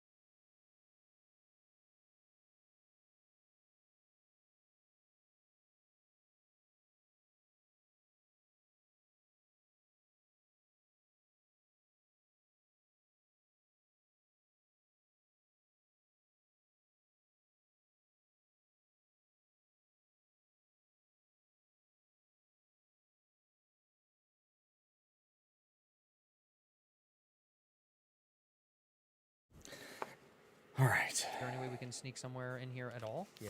He's being so polite, so nice, and she's like, I don't have any. Dude, before she can finish her sentence, you see a guy. I mean, it's like out of a movie. He's like talking to guests in like a nice suit, and then he turns and he sees Joe, and he's like, and he just beelines, and he goes, Joe Rogan, what can we do? How can we help you? Where do you need to be tonight? Really? Yeah, and he's like, we just want a table. He's like, right this way. And the girl was like, I don't know who that is. Yeah. And they sit us. She should get fired. She got fired. She got fired. She got fired. No. No, I have no fun. Yeah, but she should get fired. But Yeah, we yeah. sat down at the most prime booth in the thing. Oh, it's the best. And because it's him, because I'm with him, Yeah. it's an endless pouring of meat. So I feel like this money changed him and in turn changed his podcast. Like Joe's completely fallen out of touch with reality, and his guests are usually too shy to call him out for it. But on the rare occasion when he does get called out, we can see just how far gone Joe truly is. Like for example, when Louis C.K. called out Rogan for being too obsessed with cold plunges and saunas. I was watching this video where these guys were talking about, Lex Friedman and Andrew Huberman were talking about saunas and cold plunges and stuff like that. And then I'm reading the comments where some guy was like, yeah, well, you guys aren't talking about is how much it costs to buy a sauna. You're making it seem like it's all free. And like what are you supposed to do? Like every fucking thing? Like, I'm sorry if you're broke. I'm sorry if you're broke. It's a ridiculous conversation. It's not like the way the earth and the experience of like competing for food and oxygen and living on Earth, you know, and living in society and just being a person. We've got to some altitude here where we're having some stupid conversations that are just, you know, should I do a cold plunge or a sauna? Like, what the is that? It's trying to find just the right balance because there's nothing really challenging you. Because you don't have any real problems, and you're not on the earth. You're not standing on the earth anymore. You're in a bubble where you sort of like, maybe I'll try this, and maybe I'll just do protein now, and I'll do, you know what I mean? Dude, I feel that so strongly. I feel that so strongly. What Louis was just saying. Yeah, absolutely. That's definitely right. He was always on his podcast, he was always a socially liberal person and fairly progressive in like a lot of his policy ideas. But he's been so just tainted by conspiratorial thinking and applying it to everything in his life. Everything is they're trying to get you. Everything is they're trying to keep you down. Everything is, well, what are they hiding? What do they know? Why don't we know? Why won't they share? Everything. That's applicable in some places, guys. Again, trying to fix my glasses. That's applicable in some places. It's not a bad impulse. It's not a wrong impulse. The wrong comes along when you don't wear your thong while singing a beautiful song. No, the issue is that when you apply it to everything, you make everything us versus them. You make everything into a boogeyman. You make everything into tiger in the bush. Everything. And when you go down that road, what we've seen over the past 10 years is that road leads to right-wing extremism.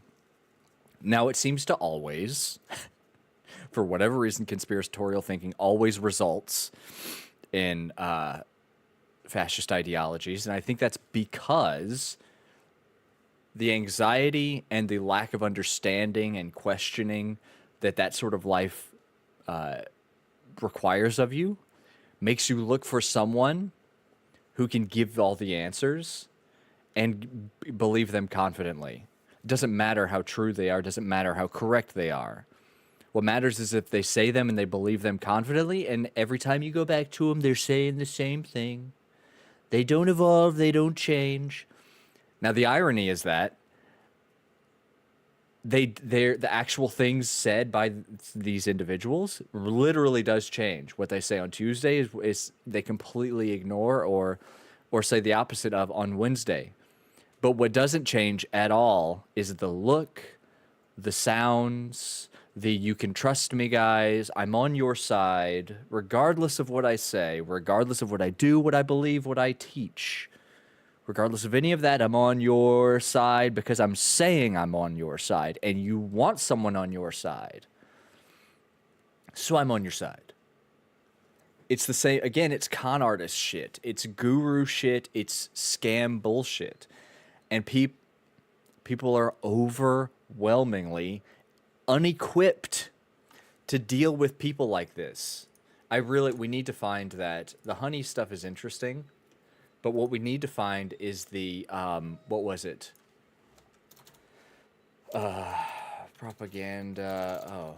Propaganda video, not essay, World War II.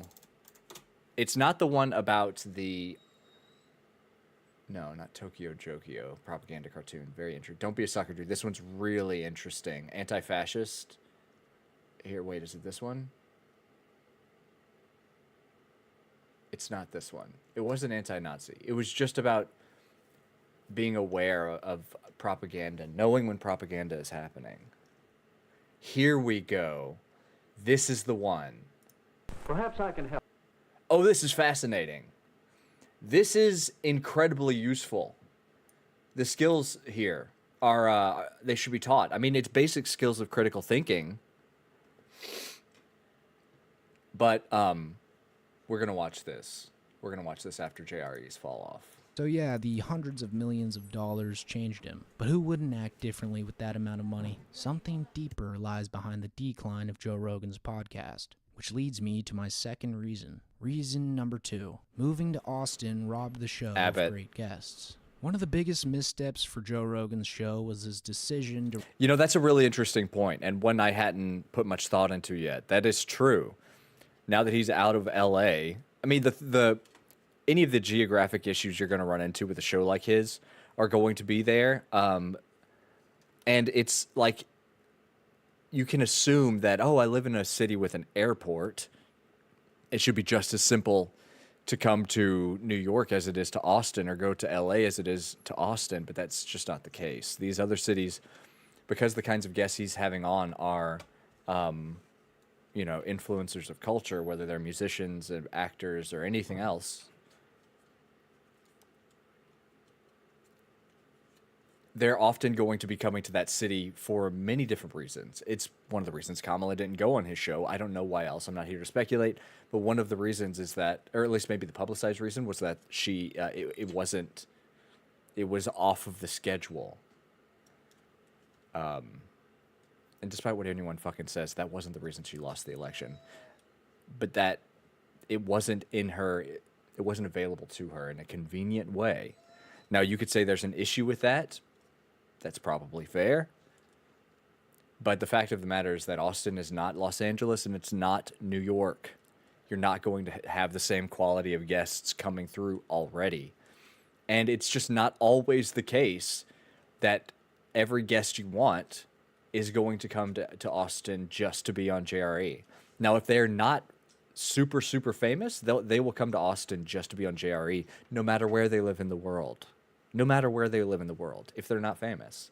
If they're already famous, depending, maybe they need to do a sort of brand rehab, like a Russell Brand rehab, then maybe their fame isn't so large that it would preclude them going on JRE, because this can give you a different kind of audience, this appearance, especially these days. But anyway, I thought that's a good point that he made. Different caliber, different kind of guests that you're going to be able to get on a regular basis.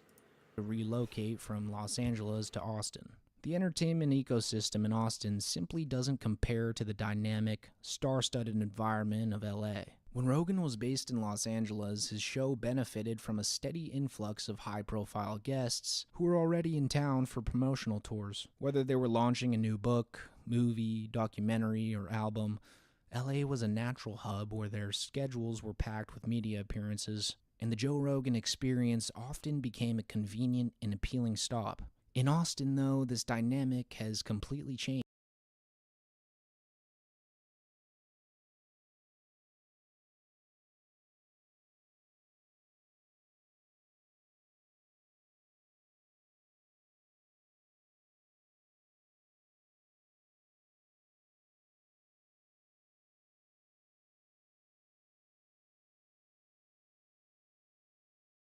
with media appearances, and the Joe Rogan Experience often became a with media appearances.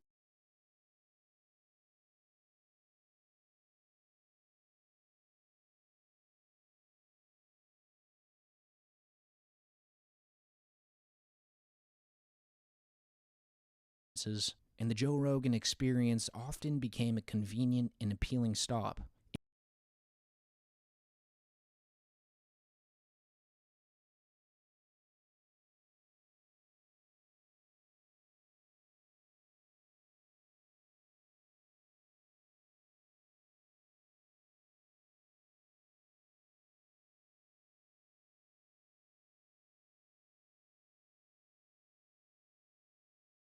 In Austin, though, this dynamic has completely Goddamn, I've been changed. muted. Unless a guest happens to be Fuck me. performing at Rogan's comedy club, The Mothership, there's little reason for them to visit the city. Unlike in LA, I mean, that's a where pretty good appearing reason on JRE could be if you're a seamlessly comedian. integrated into a broader promotional schedule. Guests now have to make a deliberate trip to Austin just to appear on the podcast. And this shift means that the show increasingly features guests who are willing to prioritize speaking to Rogan's audience specifically, rather than those who might naturally cross paths with him while promoting their projects. While Rogan undoubtedly had personal and philosophical reasons for leaving California and relocating to Texas, from a production standpoint, the move was a massive miscalculation, and it's undeniably narrowed the diversity and spontaneity of the guest lineup, leading to a noticeable decline in its overall appeal and reach.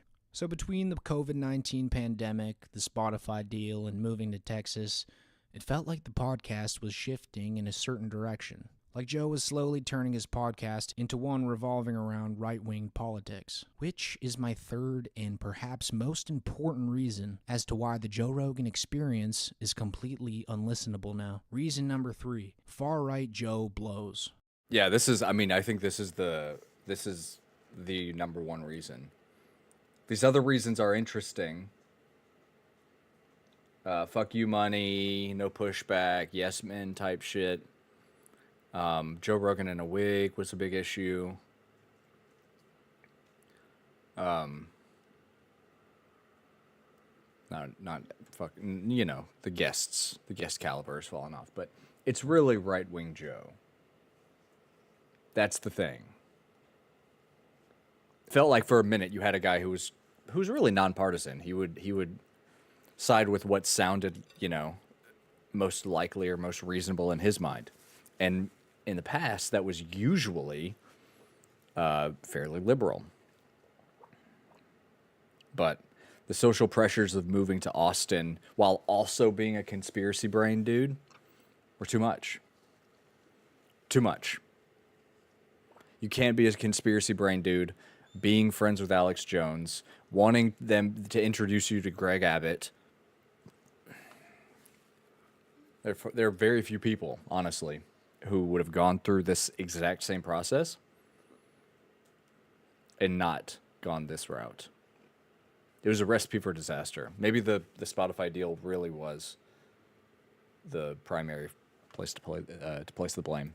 So before becoming a mainstream conservative news outlet, Joe prided himself on being ideologically neutral. Yeah, I think socially I lean more left, like socially, like in terms of like welfare and things along those lines, and you know, it sucks. I lean way left when it comes to those kind of things, gay rights and things like social programs for disenfranchised people and disenfranchised communities. I lean way like if I want my tax dollars to go to anything, I want it to go to making people's lives easier. Yeah. But I'm also pretty pragmatic, you know, and I also know that if you give people too much, it's like sort of that winning lottery ticket thing, or that, you know, that if you make things too easy for people, they don't try hard. Right. It's just a natural part of human nature. So in that sense, I'm conservative in a lot of ways. Some topics he leaned to the left, most topics he leaned to the right, but politics weren't important to him, and they certainly weren't a centerpiece of his show. Like, if anything, they just got in the way of him discussing the hard-hitting topics, like the connection between DMT and ancient Egypt. Tell me that didn't influence the Egyptians. What, this painting or the? No, these kind of tryptamine well, did they have that? images. Did they have DMT? 100%. See that wing off the side and the way it drops down right from the eyeball? Boy, that's fucking similar. Or his bizarrely accurate impression of a grizzly bear. The bear caught up to the moose and broke its back with a slap. Shit. Just bang! But nowadays, it seems like every single episode winds up being about politics or some right-winged social talking point. It doesn't even matter what guest he has on. It's the same spiel. When he recently had Theo Vaughn on, Theo was almost taken aback by just how far to the right Joe's leaned. The they-them thing that's the best evidence you need that people are out of their fucking minds. You can't be plural, you fucking idiot. Well, Stop. the only thing I think it's like, it's almost, if you're being plural, you're,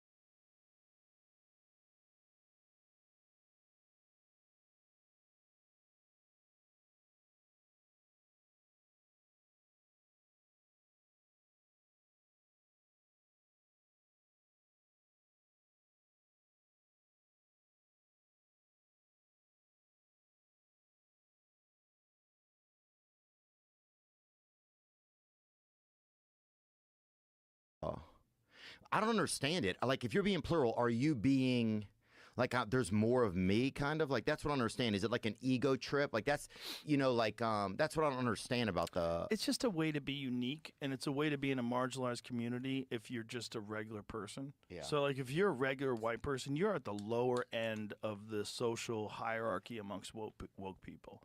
But if you're queer or non-binary, now you're in a protected group. My Now you're buddy's in. queer, actually. Nice. What does he have to do to be queer? Nothing. He's cool. He doesn't, he didn't like send you an email just update or doing whatever. He's shit on just, Did he update his Twitter pronouns? no, he's just like a, Just decides he's queer. yeah, he's like a secret, not secret, he's like, I don't know, he's just like a, or, This dog is, I don't know what they call it. I gotta look at scaring the me. chart or What whatever. what is queer these days? Because when I was a kid, queer was gay. So this shift to the right has fundamentally altered the tone and appeal of the podcast. Like what was once a space for quirky, thought-provoking discussions and lighthearted banter has now become a predictable soapbox for Rogan's political views. The magic of the Joe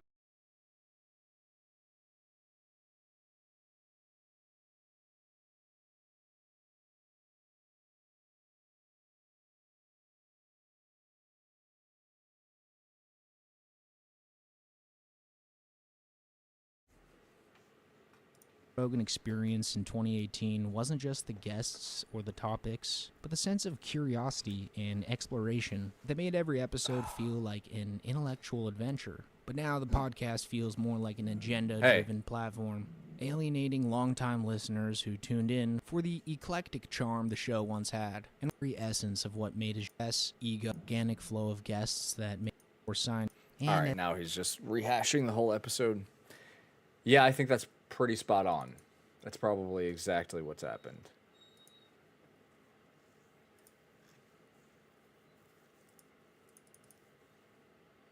That's so funny. Oh my gosh. I know it's petty, but it still kills me that he bought a comedy club, then put up a portrait of himself on the wall with all the comedy legends. That's pretty amazing.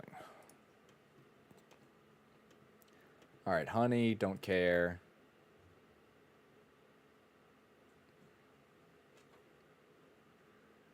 Modern American propaganda. Well, I wonder if it would hold up to the scrutiny of this video. Peace pudding? Let's see what they have to say. Perhaps I can help you, Chuck. I think the election was a Oh, that's right. victory for good government. It might also be called a victory for propaganda. But that would have been equally true if our opponent had won. But how can you study it? Well, you can begin by investigating the techniques of propaganda. Here, I've listed some of the main ones. Glittering generalities? What is a glittering generality? That headline you were quoting, a victory for good government. Good government is a phrase we use many times during the campaign. We said the mayor stood for good government and promised good government. But it's true, isn't it? What's true? So this, in the video, I'm pretty sure this guy is like a campaign manager. who helped reelect Mayor Cooper, this guy. And this is just a student who's trying to learn about this stuff. What does good government mean? Is the mayor's idea of good government the same as yours? I see. It's a glittering generality. One of the best. It's so interesting, the way this is portrayed in every way. To get a guy to talk about propaganda and campaigns and elections, they got in story a campaign manager. The way that the public often views stuff these days is they want someone who's not in the field that they're in to speak with authority or something on this subject, which is so backwards, so clearly backwards. But there's an anti-expert sentiment that is incredibly prevalent. It's painful. But this was an era when that didn't really exist. Expertise was something that was valued and appreciated.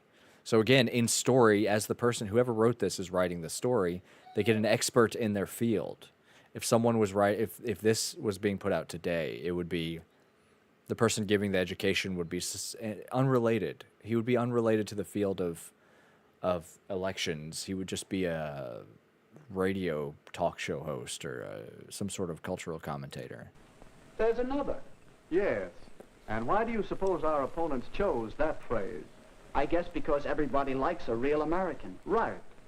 And they wanted to transfer that liking for a real American to Mr. Butler.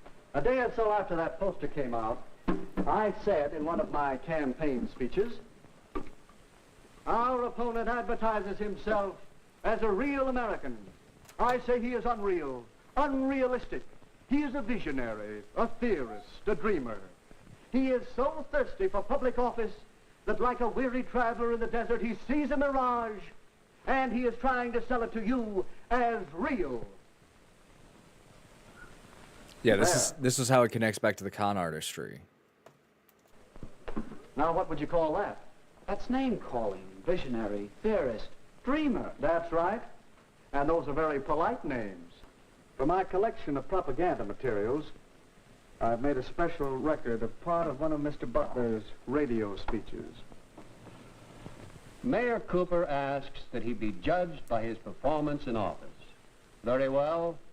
Let's ask him who was mayor when the municipal waterworks fell into such a state of disrepair that the whole town was without water for 2 days.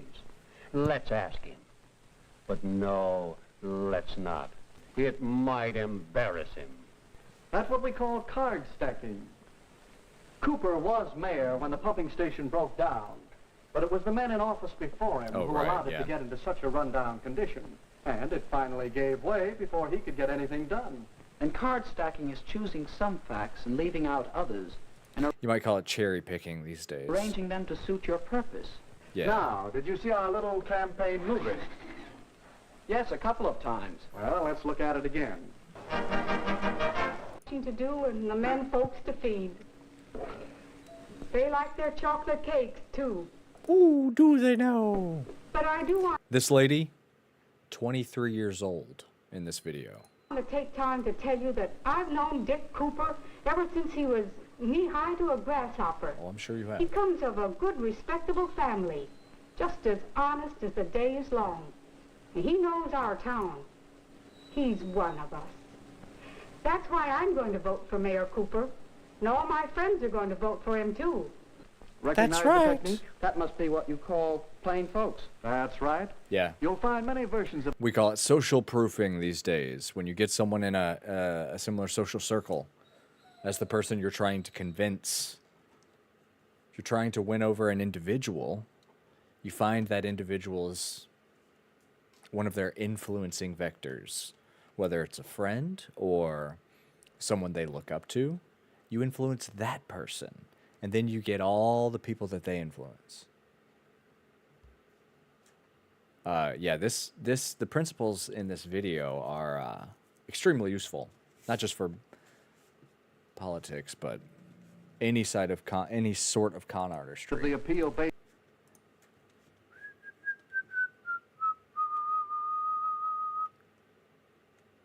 Whoa.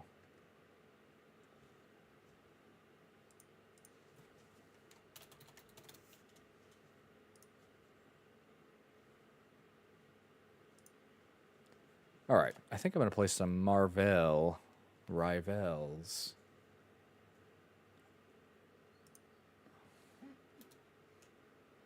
Let's close this. Okay. We also need some audio here.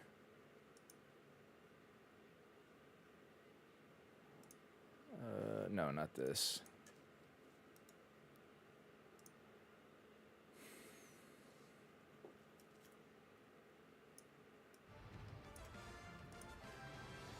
All right, there we go.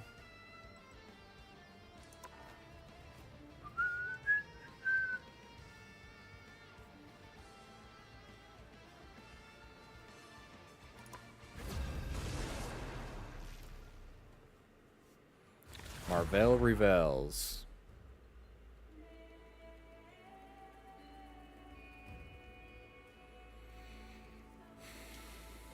Convergence.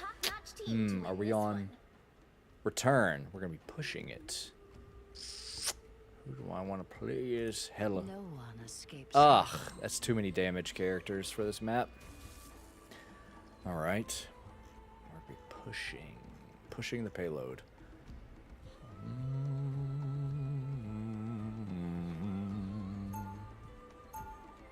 A Groot. All right, I should. Interesting. That person swapped. Now I have a support. With the Groot, I want to play as maybe Thor. 30 seconds before you Nah, there are no Get ready. tank teamers.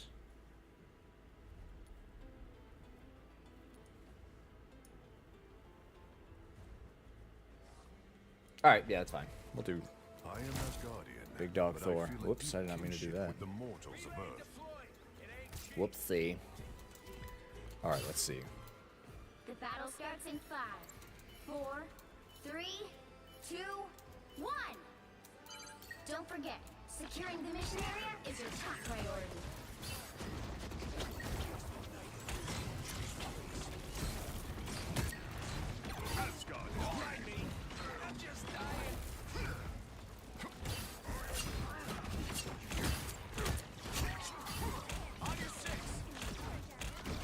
Damn, dude.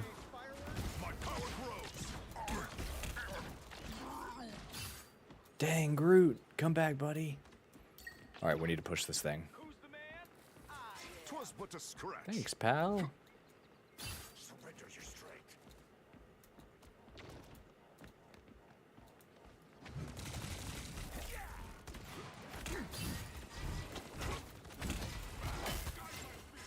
Thank you, buddy.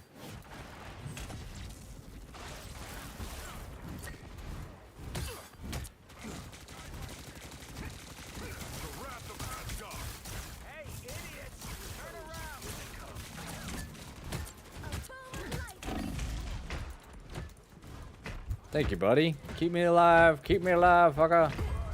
That's all right. Rocket. Oh, look at him go. Look at him go.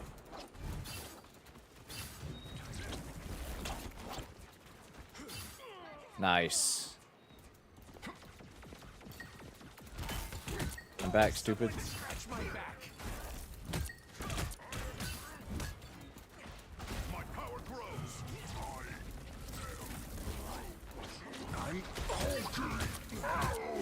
Come on, people. Where my buddies at? They're gone. My buddies are gone. They left me.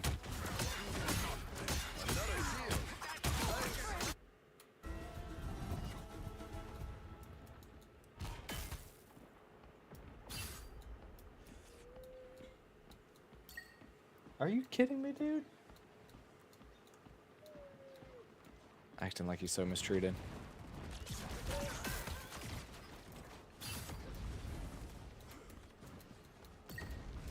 Guys, can we try to flank?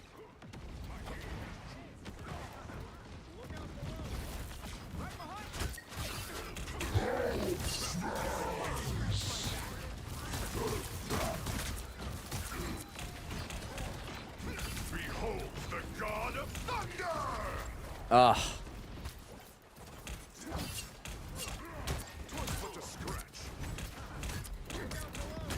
Do we not have any support over here, guys? No one?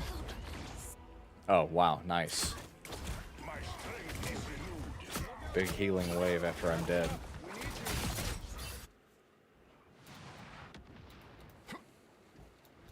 Those guys are about to shoot at us.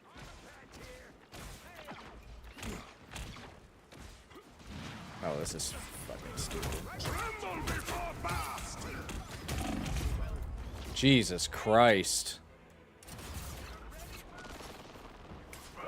This is fucking goofy. We are undefeatable! Alright! Needs a hand sometimes. Or a dagger. Ugh, running out of ult. Okay. That sucks. This is real firepower! Assemble!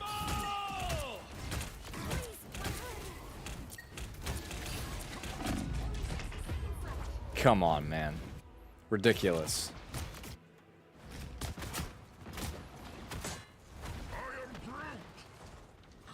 I am Thor Odinson, god of thunder. Maximum pulse!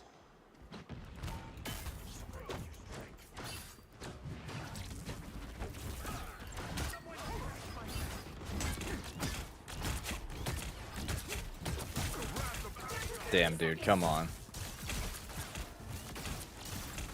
Come on, dude.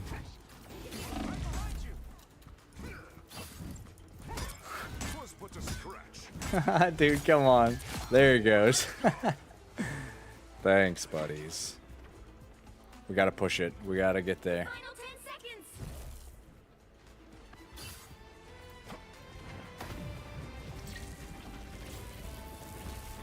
Got it. I'm on it. I hope this doesn't get me out of the fucking ring. Come on, people. Where are we at? Where's the team? Jesus, what are they fucking doing? No one. Did they just decide to take it off? We're gonna take this guy. We'll take this one off, guys.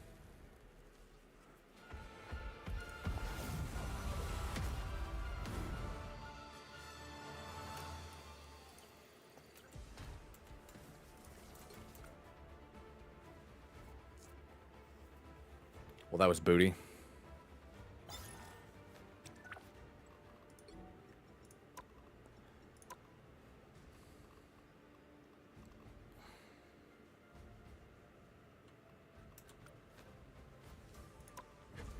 All right, let's get another one in there.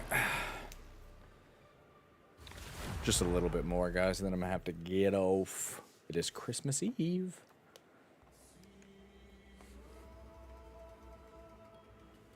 Pick your hero. Or villain. I'm not judging. That's right, buddy.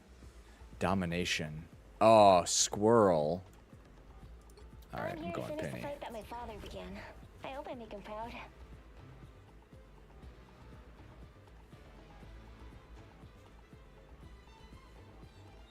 Yeah, dude, it was time. I was feeling some rivals. My dog is goofing.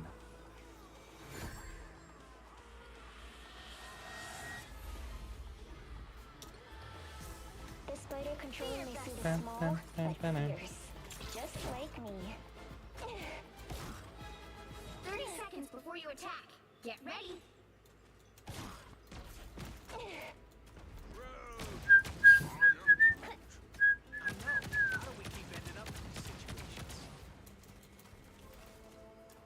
Honestly, I didn't like snow growing up. Harmony always tried to throw snowballs with me, though. The battle starts in 5, 4. I love old penis 3, Parker. 2, 1. All you need to do is capture the mission area. Got it? Mission area. You make fun of my tail all you want, but I've still beaten I'm going this way.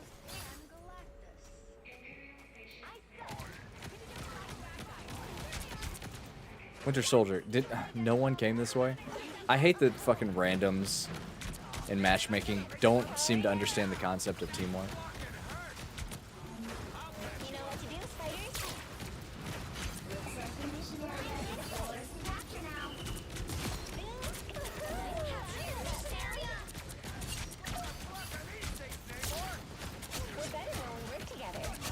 Yeah, we're killing them, guys. Fuck, I need to focus. I'm getting...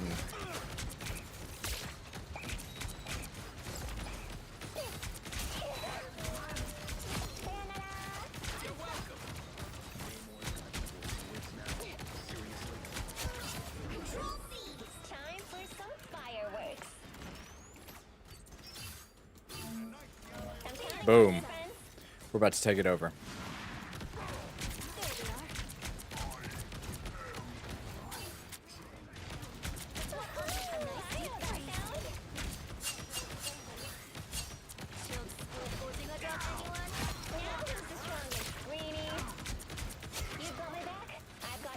I fucking love Penny Parker, dude.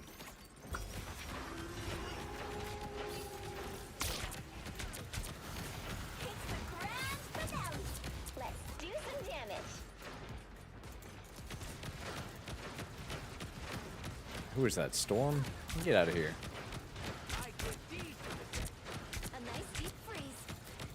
We are undefeatable. Ooh. Oh, nice. Dude, look at all these turrets. Oh, squirrels. Nice whale, homeboy. Oh, I got rid of my doodad. Time to go.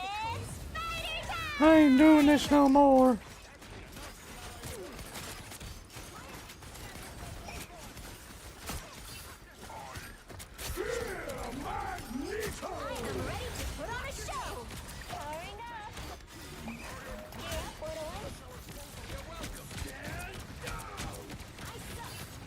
I suck. I suck. Ah. I thought he was definitely done.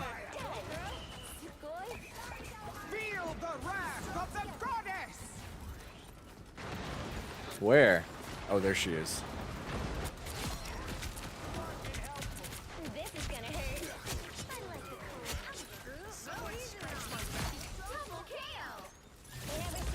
Smoking them.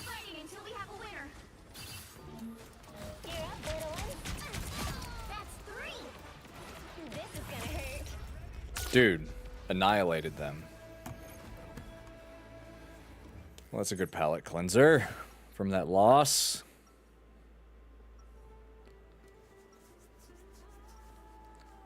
I'm keeping old Peony. Old Peony. But I feel like I was born to pilot it.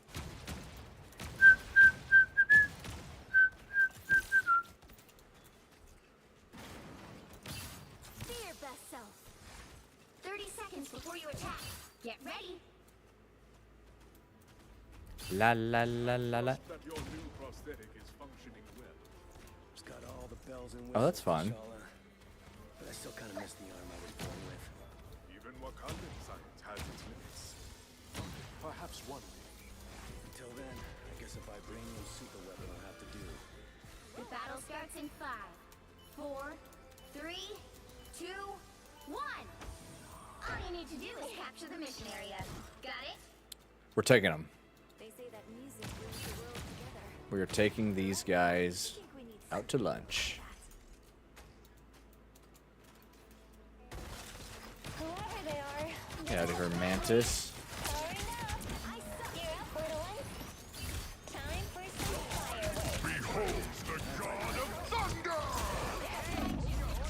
Help me! Help me!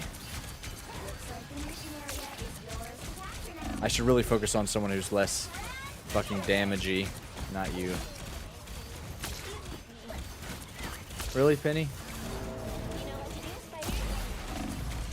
Come on, babes.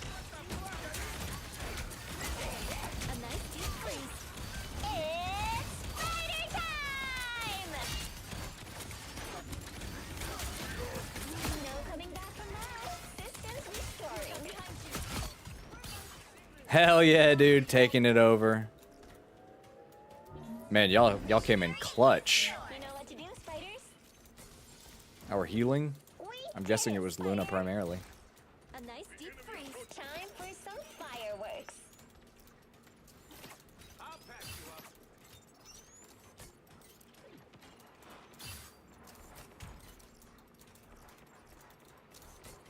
Oh, guys, come on. Let's not get caught skirmishing out there too much. I guess I'll go to support. Hey, what's up, Subo? How you doing, bud? Look, this is why you don't skirmish too much out there. Luna, come back. Idiot. Come on, guys. This is why you don't do that. Ah, oh, you got so lucky, buddy. There we go. That stinks. He tried. He gave it a shot. How are you on this Christmas Eve?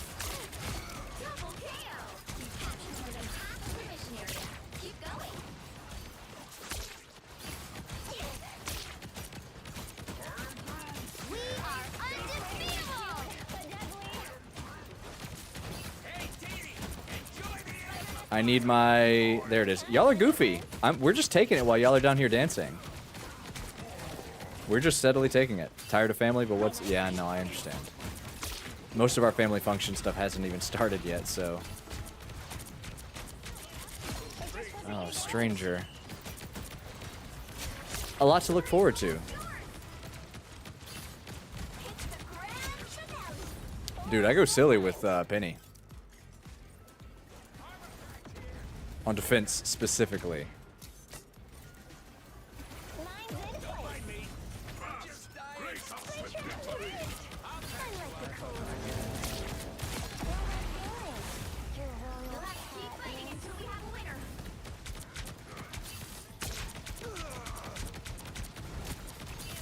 Dude, he's practically done. Dude, she webbed me. It is. Yeah, it's his first one. He's enjoying it. He dressed for the occasion. He's mostly pink this year. Oh. I've got to be MVP on that one. Yeah, there we go.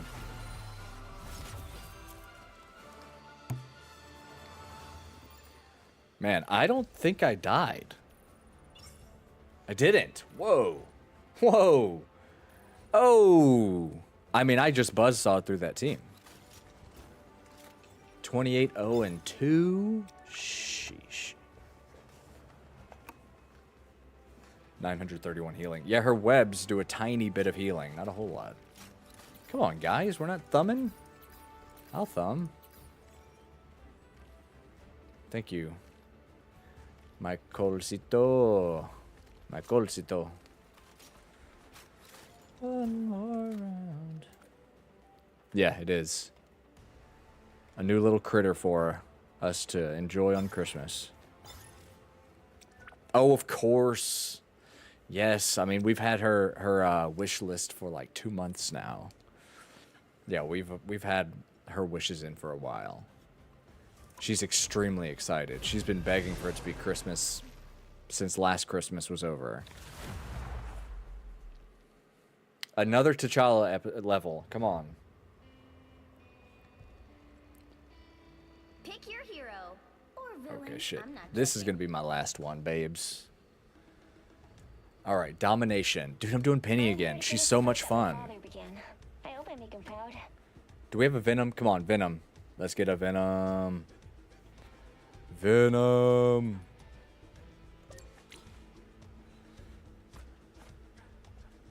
Symbiote. Oh, we don't have it. Oh my god.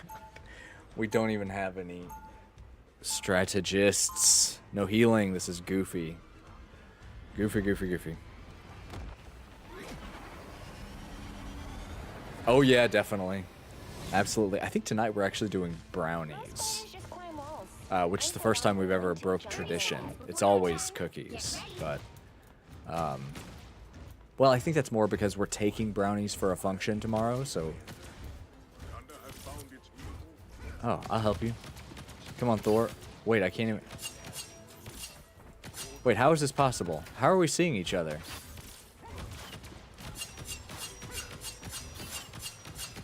Battle starts in 5, 4, 3, 2, Whoa, what is going on? Why are they here? All you need to do is capture the mission area. Got it? What? Has that always been the case? A fun twist, that's right. They were wanting to do Alfredo, like fettuccine Alfredo shrimp, maybe. I said, guys, we have to at least make them sweets. So I went out in the end. Sanity won in the end. Looks like the mission area is yours to capture now. The mission area is yours. Time for some fireworks.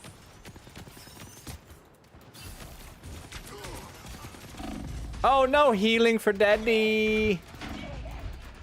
Ah, not enough healing for daddy. Did you really? Whoa. I could sense it, Subbles. You came to chat with just an aura of fettuccine Alfredo. Alright, sweet. That's so crazy.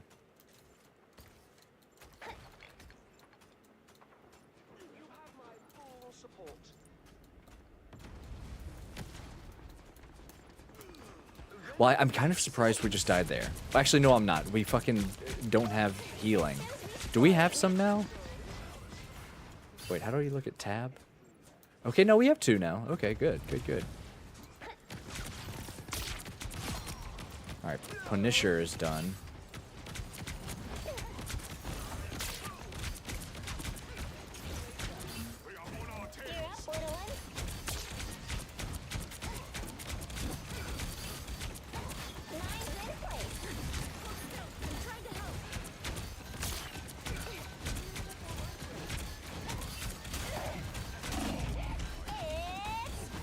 This was quite a move. This was quite a move.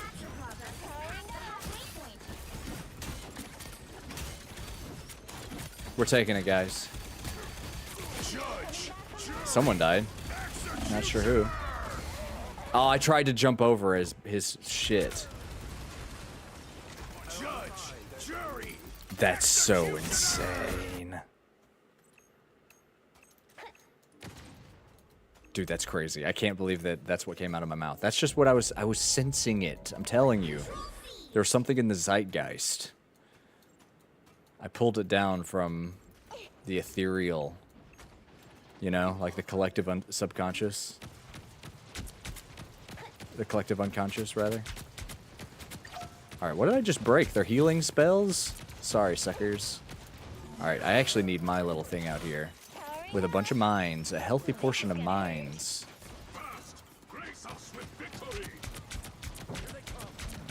That's the only person I can reach. Here we go. Here comes this bastard. Yeah, come on. He's about to try to come around, isn't he? Yep, there he is. Ha, dude, my mind's got someone. Ooh, my mines are gonna get a second person. I love them so much.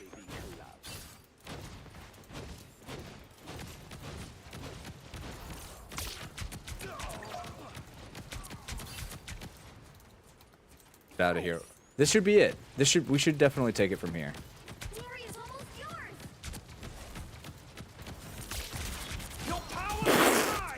Gotcha, buddy.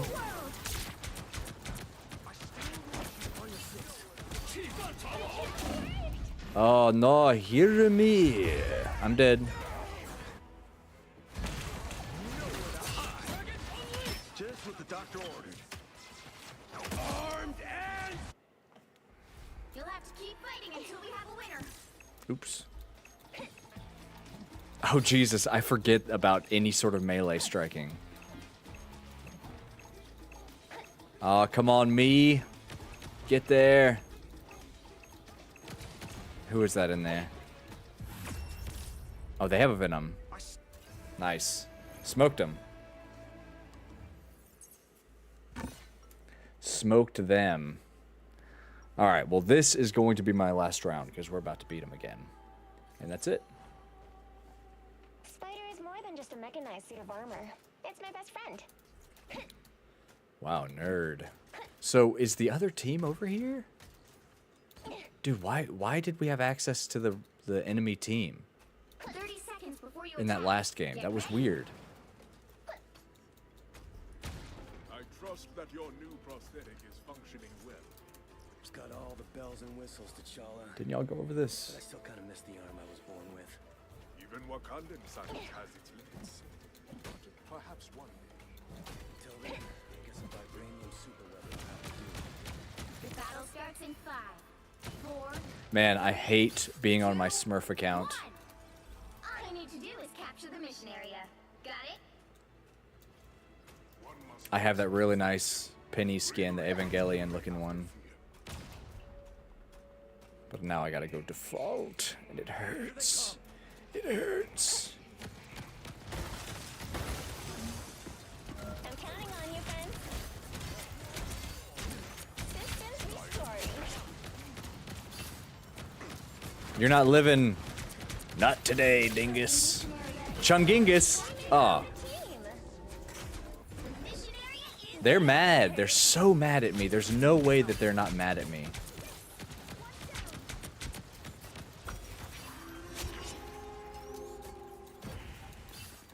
Now we're playing pretty well, actually. This is nice.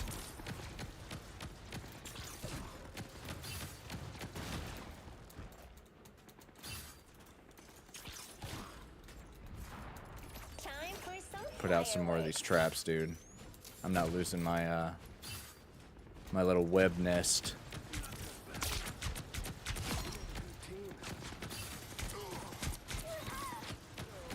Systems restoring.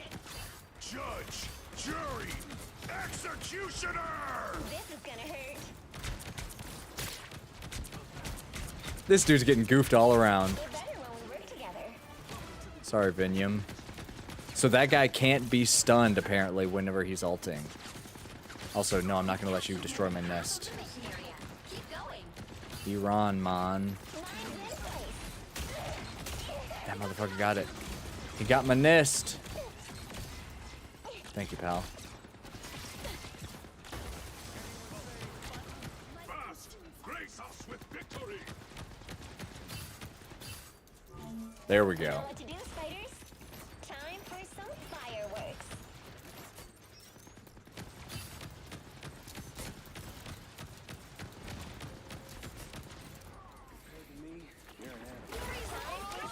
Fireworks.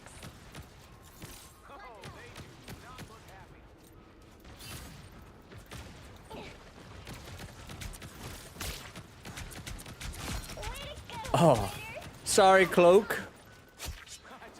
Chungingus. That's such a great name. Oh, no, I'm not going to get to use my ult. I'll go ahead and ult, I guess. Might as well burn it. Yes, hell yeah, dude. Juggernaut would be awesome. Juggernaut, Ghost Rider would be fun. Get a little motorcycle or something as part of your ult, or I don't know. You know, like Junkrat's tire? I don't know, something like that. Ah! No, he was pretty clutch. But how'd I do? I feel like I did pretty well. 3 deaths, 4. Okay. All right, yeah, I did all right, but the team was definitely there. The comp was there. Black Panther could have showed up a little better, but that's okay. Everyone else filled their job. We did our job. Good healing, good damage. Nice job, guys. You know what? We'll give out some thumbs. Yeah, Juggernaut would be awesome. All right, guys. Well, that's going to be it for me today. Yes. Yeah, dude. The destructible walls give us some potential. I wish Hulk had a little more going on with that, actually. Oh, what happened to my thing? Is my stream busted? Oh. Oh, I lost. Oh, my connection just plummeted. Why? Oh, well. That's actually going to be it for me tonight. Good night, Doc. It's nice chatting with you. Subbo. I died. I resurrected. Wow, Christmas. Well, I guess that's more of an Easter tale. But I always thought I had sort of a Jewish messiah's thing going on. All right, bye, y'all. Merry Christmas. Yes. Good night. Yeah, this is going to be it, bud. Well, it's been fun. It's been a lot of fun. Thank you, man. I'll see y'all in the next one. Probably not tomorrow, for sure. Sometime later this week. I'll be busy all day Saturday, but we should be able to get some more in before the weekend, hopefully. All right, bye, y'all. Appreciate you guys.